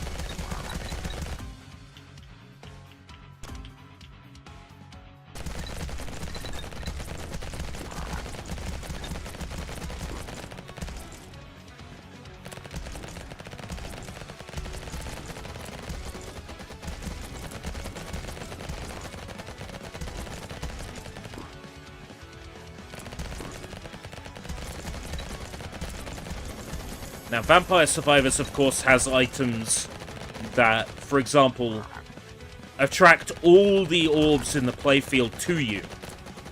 So even if you're forced to run half a mile to get away from enemies, you could still end up getting the experience.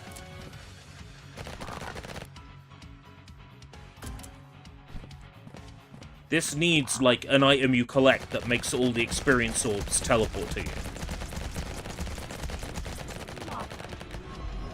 Oh, it's the fucking nurse.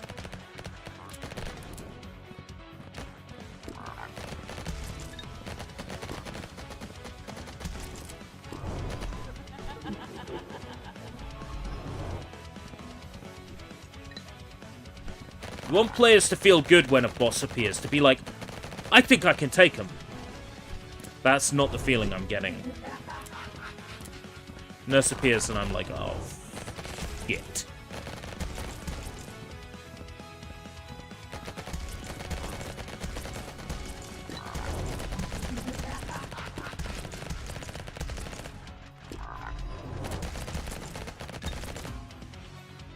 it's kind of hard to pinpoint what it is, because clearly I'm not having a good time, and yet I'm still playing. So there's something here. But it's trying to figure out exactly what it is.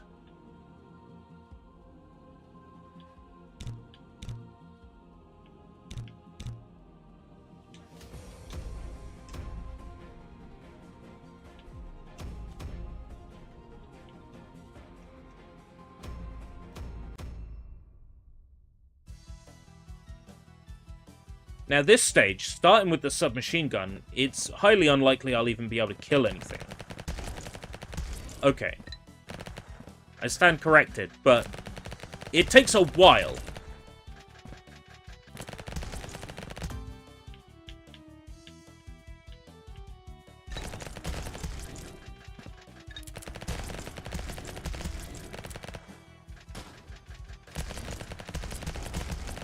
It feels endless of easy enemies, but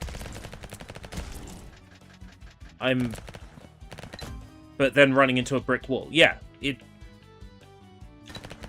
there are those events that happen in Vampire Survivors that put you in a tight spot, like in the grasslands, flowers spawn around you, and you can't move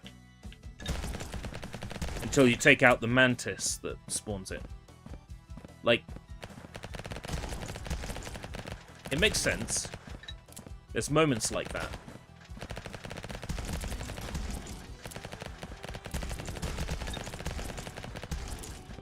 But you know they're going to be a thing and you can plan around them. Here, enemies just surround me and that's it. I'm in a tight spot immediately.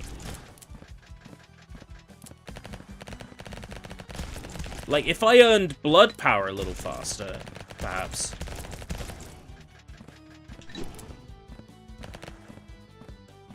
Because I could kind of kill enemies when I've got blood power. If I earned that a little faster, I think it wouldn't be half as painful.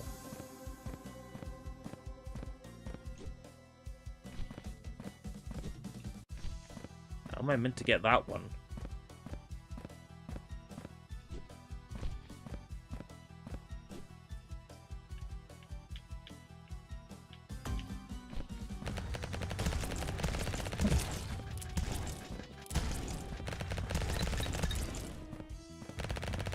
I think I'm going to make this the last round, so let's make it count. As soon as I fail out, that's it. I'll keep an eye on the development of this, because again, like I've said, there is something here that I think may one day be brilliant. It's just really not brilliant now. And I understand, game is, you know, in early access, it's not complete. It's just with early access, you have to be confident when recommending that there's enough game there that if the game ended up not getting finished, you get your money's worth. I'm not so sure.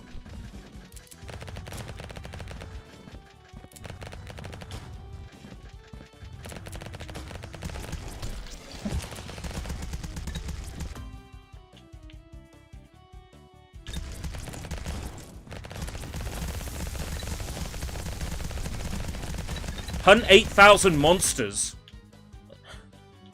Well, it can't be said I haven't given this a fair shake. 8,000 monsters in.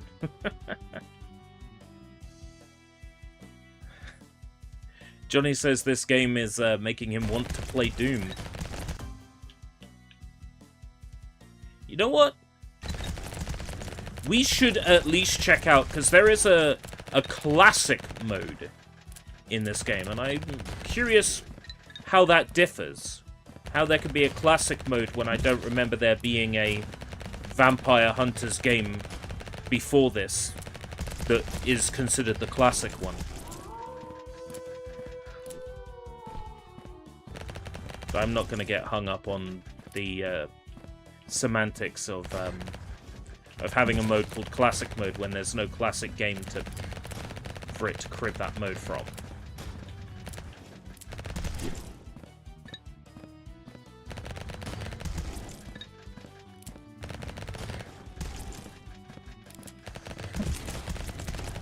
What was that edition of Warhammer 40k you played on... Oh my god. On stream not too long ago. That was...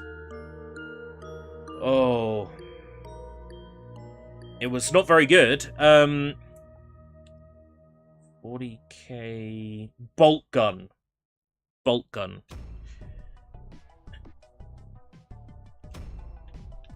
Let's play classic mode. Let's give classic mode one go.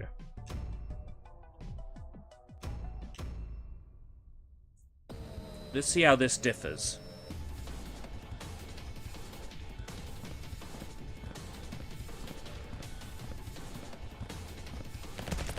Oh, this one doesn't auto-fire. Okay. This is a bit more what I was expecting out of something that claims to be Vampire Survivors inspired.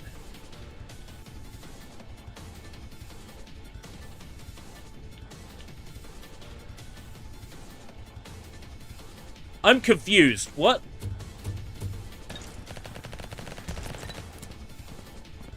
Things are worth certain amounts of money, or...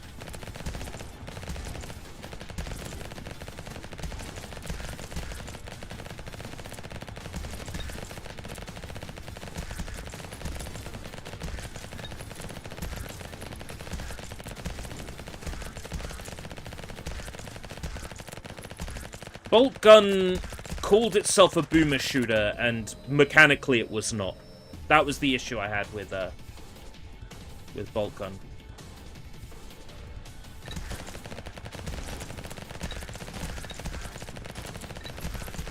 It called itself a boomer shooter, and really, it didn't play like one. Hey, did you hear about Akira Toriyama? Indeed, and I did. I am going to speak more on that during my stream tonight.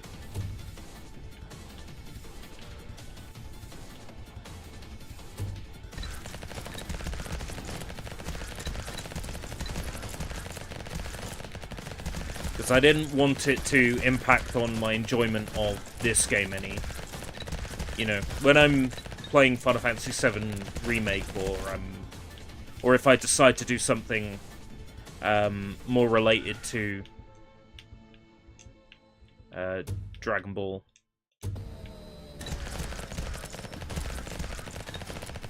We should do something Dragon Ball stream if you wanted to.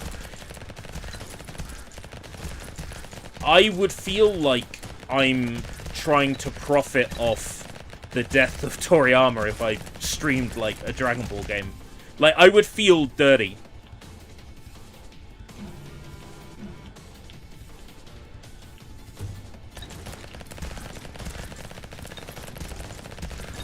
That's not to say we shouldn't do it. I would just feel dirty.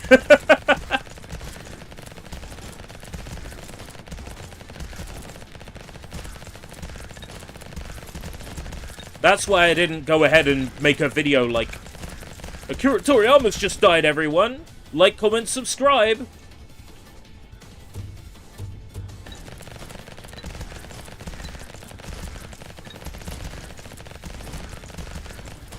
Well, I like this mode more. 100% I like this mode more.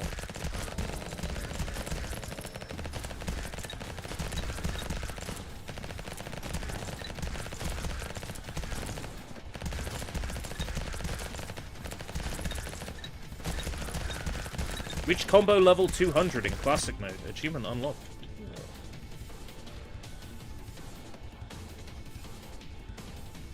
It's not clear how much money I have, because it says...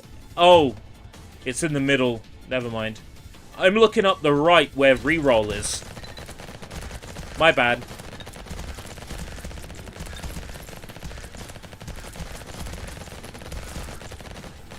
I'm going, how am I buying these things with 8 gold? No, that's reroll. Giving me South Park on N64 vibes. If South Park on N64 played like this, I would actually be able to recommend the game. To be fair, South Park on N64 isn't anywhere near as bad as the PC port I played.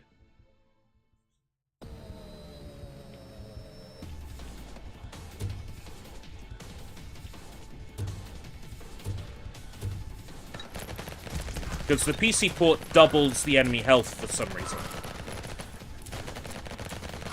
Is every shot a consecutive headshot on the skulls?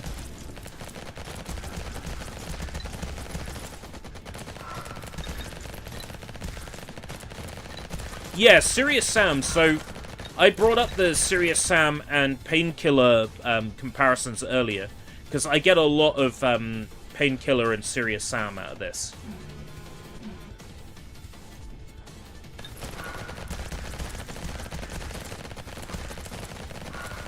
Painkiller more the visuals and Serious Sam more the gameplay, though. Painkiller itself is a wave shooter, much like Doom 2016 and Serious Sam.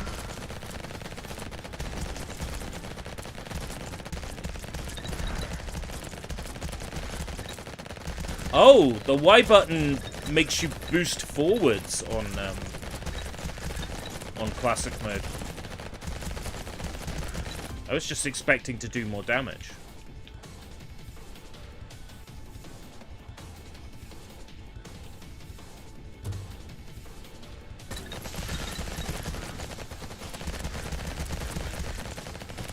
Reach combo 400 in classic mode.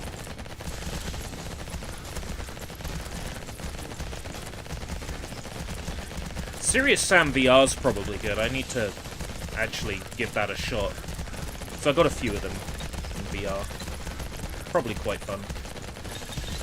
Shooting is hard to get wrong in VR, which is why I'm honestly blown away by how bad Contractors is.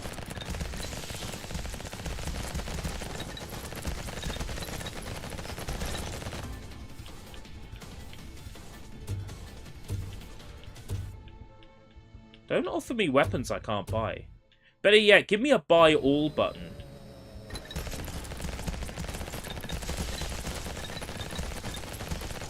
So I can just buy everything I can have instead of getting bong, bong, bong when I try to buy stuff I can't use.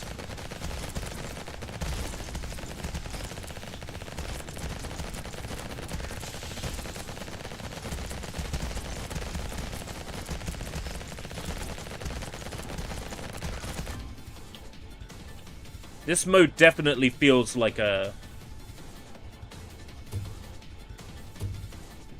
mobile game.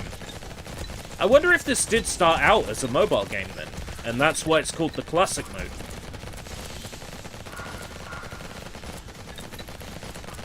Survive 5 minutes in classic mode. Achievement unlocked.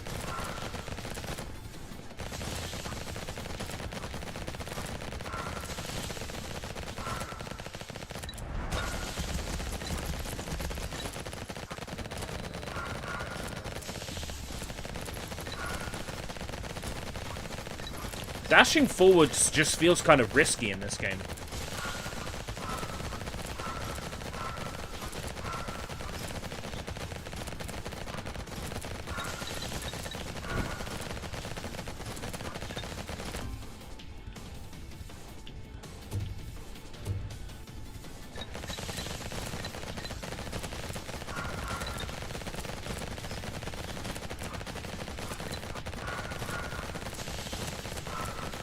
Enemies are taking a lot of punishment now.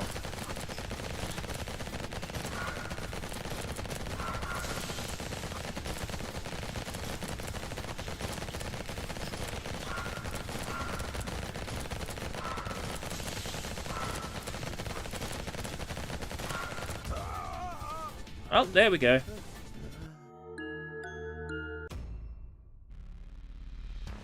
I backed out to menu! 100% I had that highlighted. That's when I find out I didn't.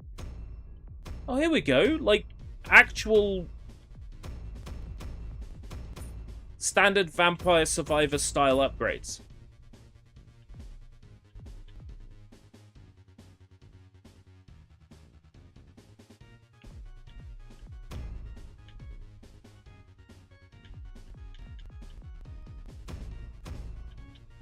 So I see. The mode called Survivors mode doesn't play anything like Vampire Survivors, but the mode called Classic mode does play like Vampire Survivors.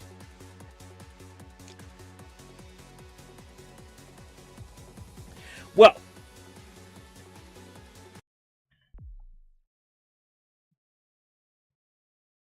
okay.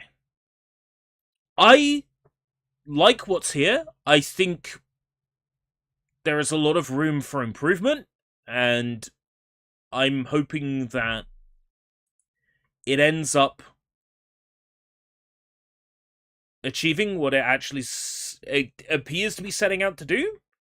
I would like the main things are nerf those floating guys in the cathedral. They're horrible. Nerf the knee jam and the werewolf as well. You're not gonna do it, but do it. Nerf them. When you kill enemies, have them like explode more satisfactorily. Like leave a blood stain on the carpet. You know, I want it to feel like I've been there. So you're running around the level and you see all the blood splattered everywhere. You're like, oh yeah, I've been here. I would like to see maybe the blood rate just improved, because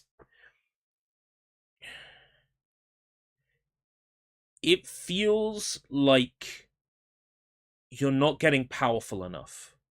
The original Vampire Survivors, the game that the developers, Gamecraft Studios, have listed as an inspiration for Vampire Hunters. Vampire Survivors has an upgrade tree that as you fill it out, you do more damage. You have more health. You start with more weapons. You start with upgraded weapons. And these things only after a couple of days of playing Vampire Survivors, maybe like a few hours of playing Vampire Survivors, you go from the guy who whips once every 10 seconds to the guy who starts with 3 whips, is running 3 times as fast and is doing crazy damage. And you definitely feel like you have developed as a player over the course of that time. I didn't feel any more powerful playing Vampire Hunters for an hour than I did when I started. And that, I think, is the major takeaway from this for Gamecraft Studios to consider, is how can we make the player feel more powerful the more they play? How can we make them feel like every run is making progress? Because it doesn't feel like every run is making progress. But of course, that's just me. The game is very positive. The entire review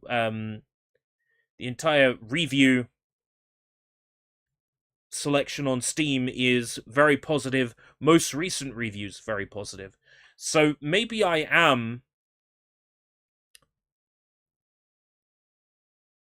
not quite understanding what's here.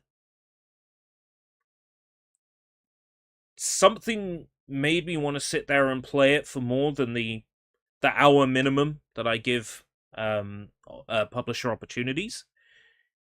Something made me want to play it for a little longer. So there's definitely something here that perhaps I don't fully understand why I'm enjoying it. But it's missing the things in Vampire Survivors I do enjoy, like the slot machine mechanics, more randomness, enemies that, aren't quite bullet spongy. Those things need to be addressed. And so long as they are, I think Vampire Hunters can become something even better than it is. Thank you very much for joining me today. If I do stream again this evening, then I am more than happy to discuss the news on that stream. But I wanted to keep it sort of separate from Vampire Hunters, so it didn't get in the way of my enjoyment of Vampire Hunters. If I do stream a little bit later on, I will see you then. If not, have a wonderful 8th of March. Until next time. if we live that long. Take care. Bye bye.